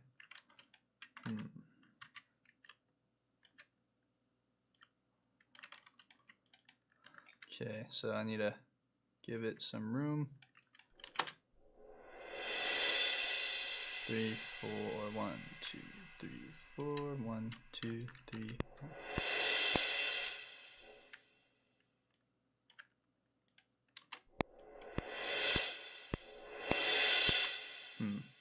Right about there.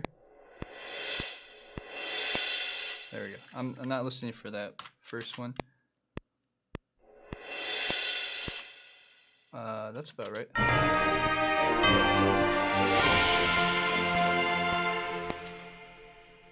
Oh, actually, you know what? I like the symbol there, but this should be right here.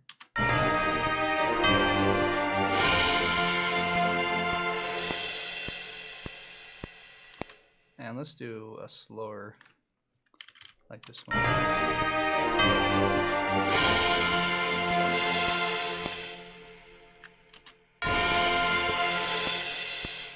Okay.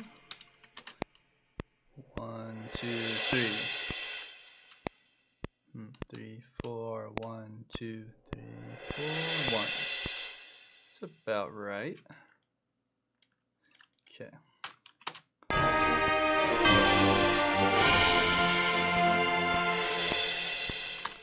Okay. All right. So what are we gonna do now? I feel like this is a good A section. This section in itself is an A section. So for one, let's put, sorry, wrong key, that right there. Then we have this inner A section area. So I got those. Okay, the next section starts here. Let's make like a B section.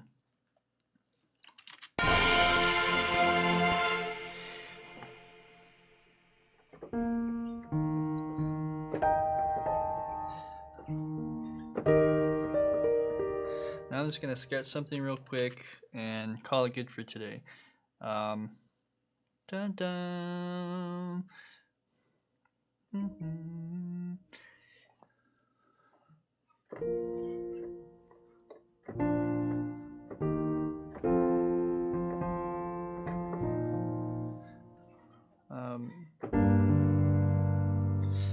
Go to the 6th, or let's see. So we're in the key of B flat.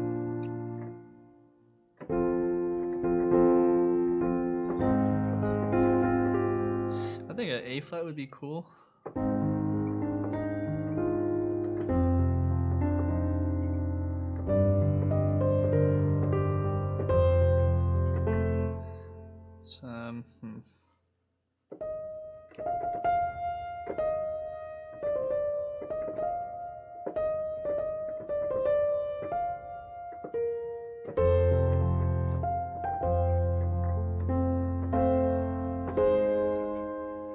Maybe it's too drastic. 3, 4.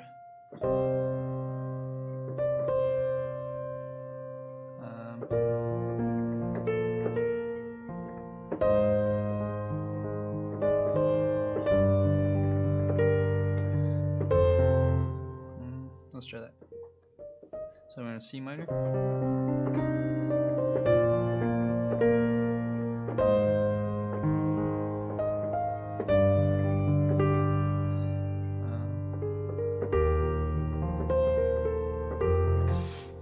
Okay, that's one idea. Another idea would be dun, dun, dun. Let's try like a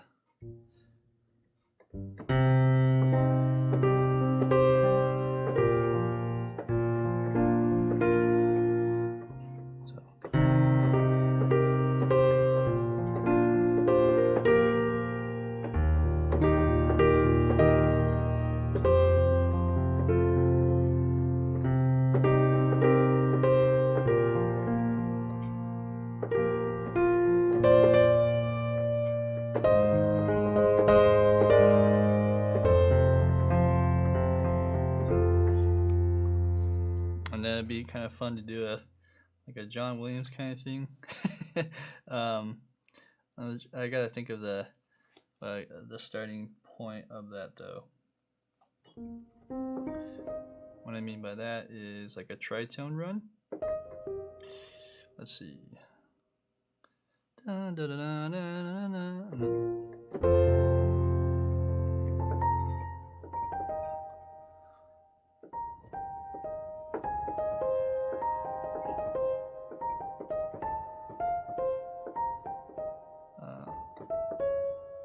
Let me think about that so a little bit more.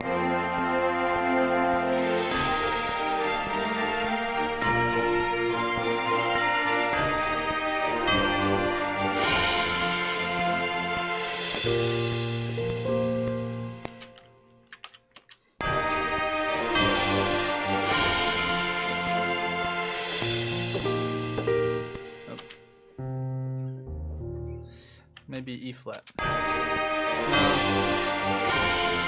Let's do C minor.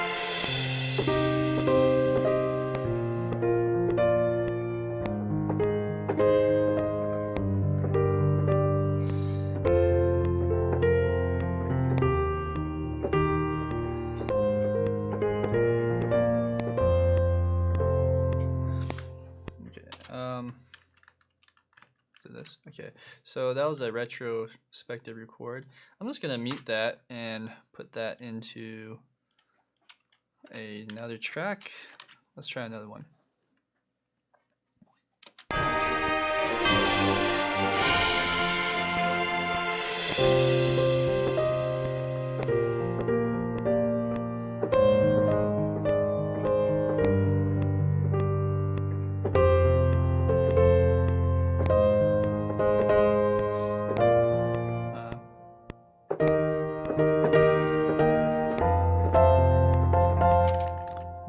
Too big, too fast.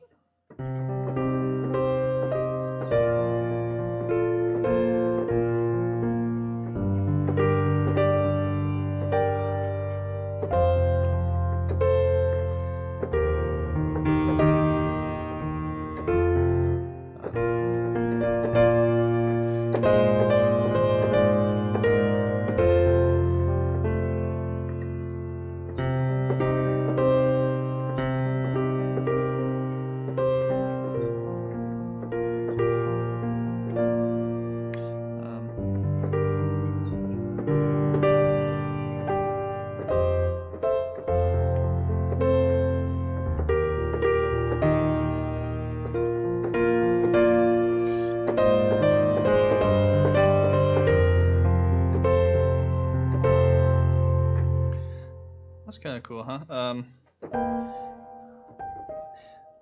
wonder if I need to go higher though. So like.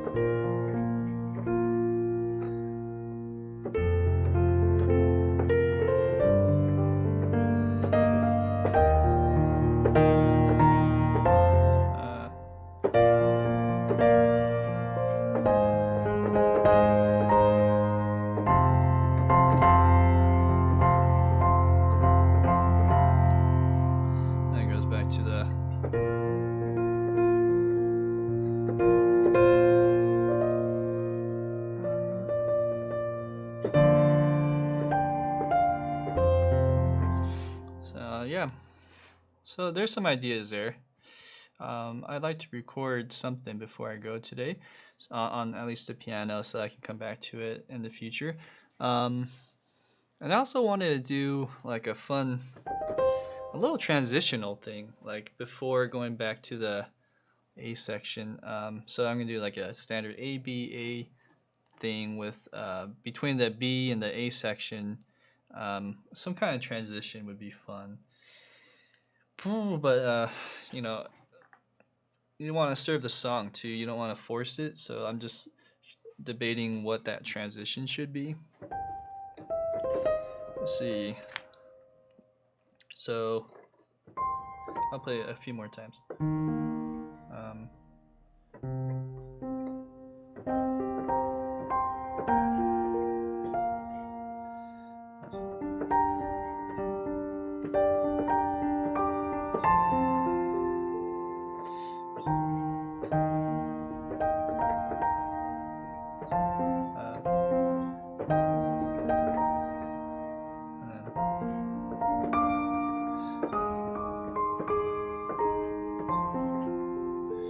And of course, this is not what I'm playing on for the final track. This is just a sketch, which I'll orchestrate.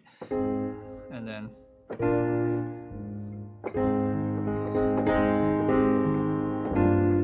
yeah, that'd be kind of cool.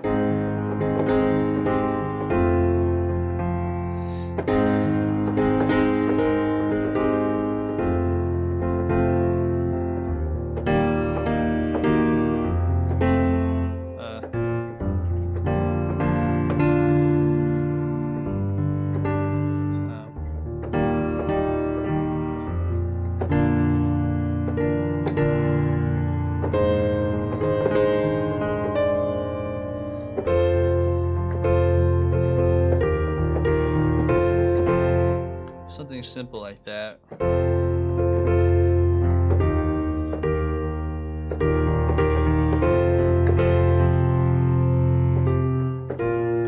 Yeah, so that's one thing. I'll have to think about that some more. I'll play it one more time.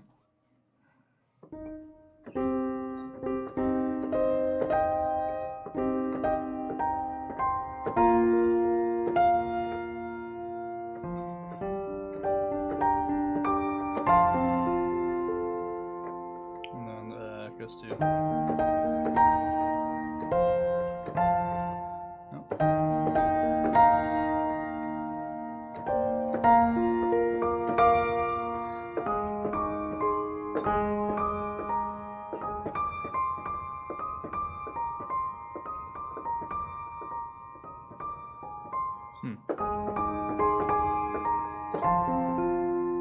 And then so after that it goes to...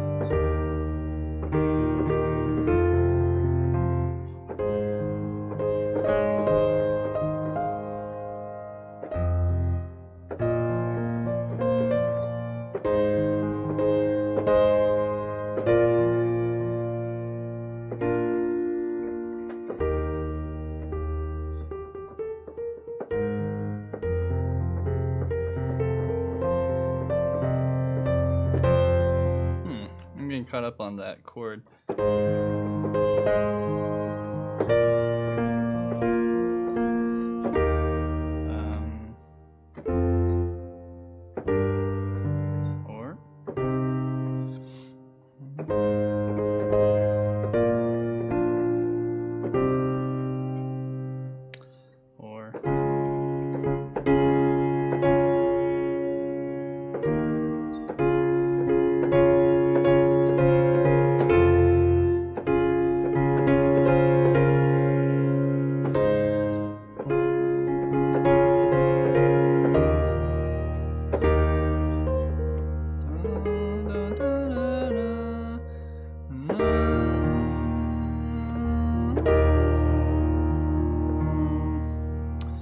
Okay, that's a little different than what I was thinking, but let's play that through.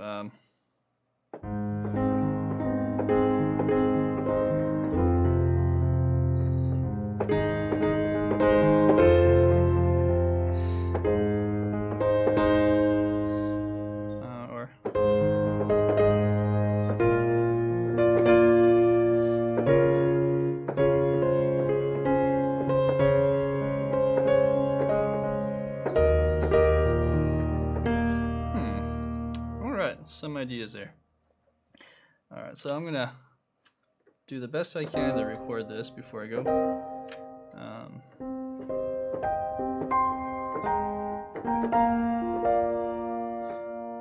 And it goes.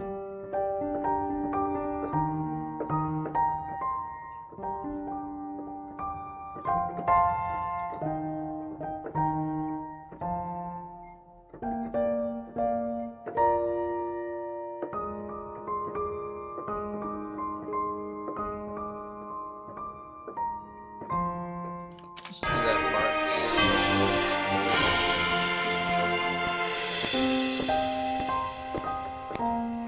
Oops.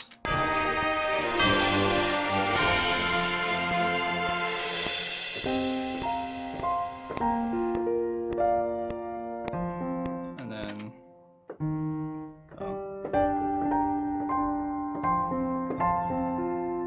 and then it goes dun, dun.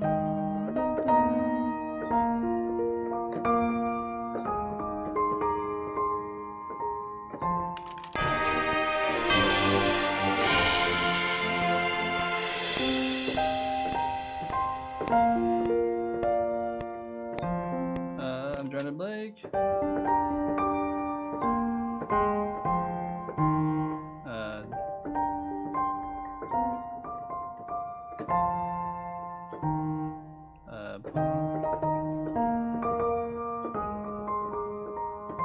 All right.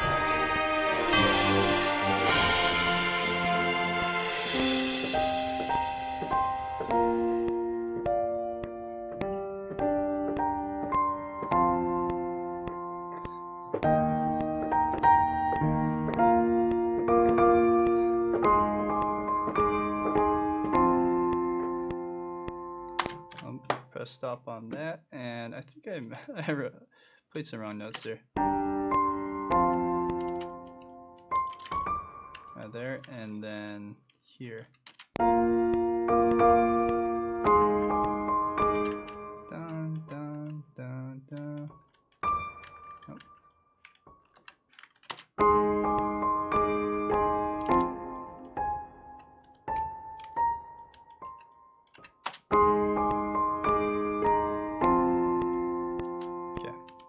Yeah, that's the idea. So let's play that one more time.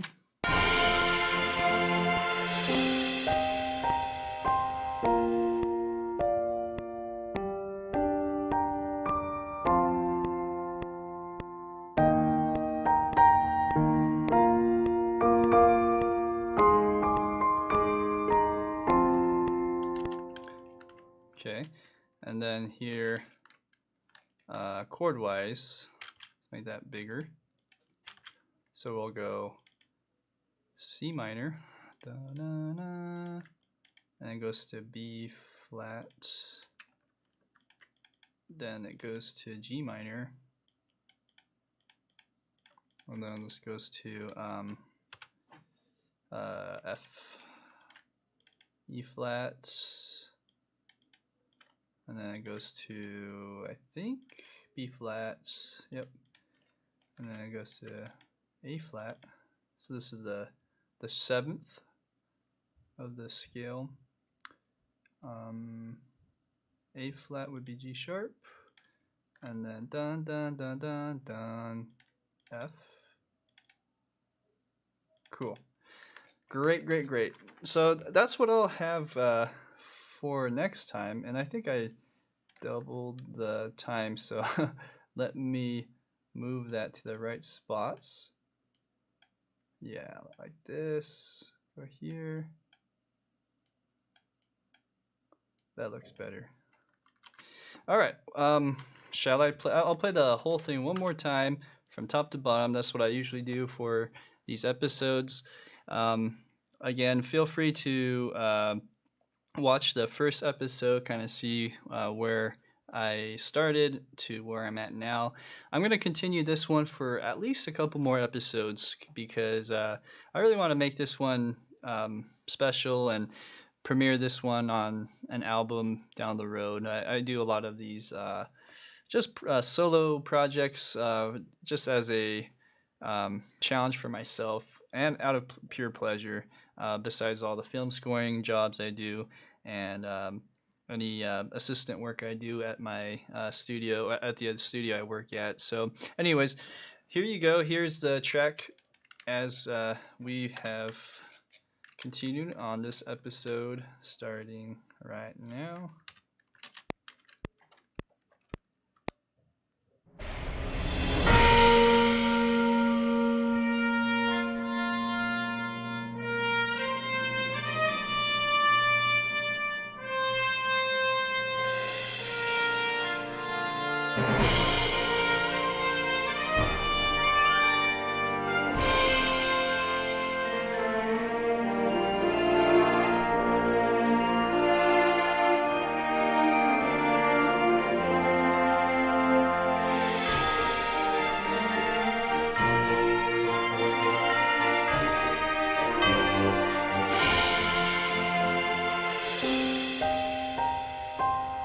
This is the sketch part.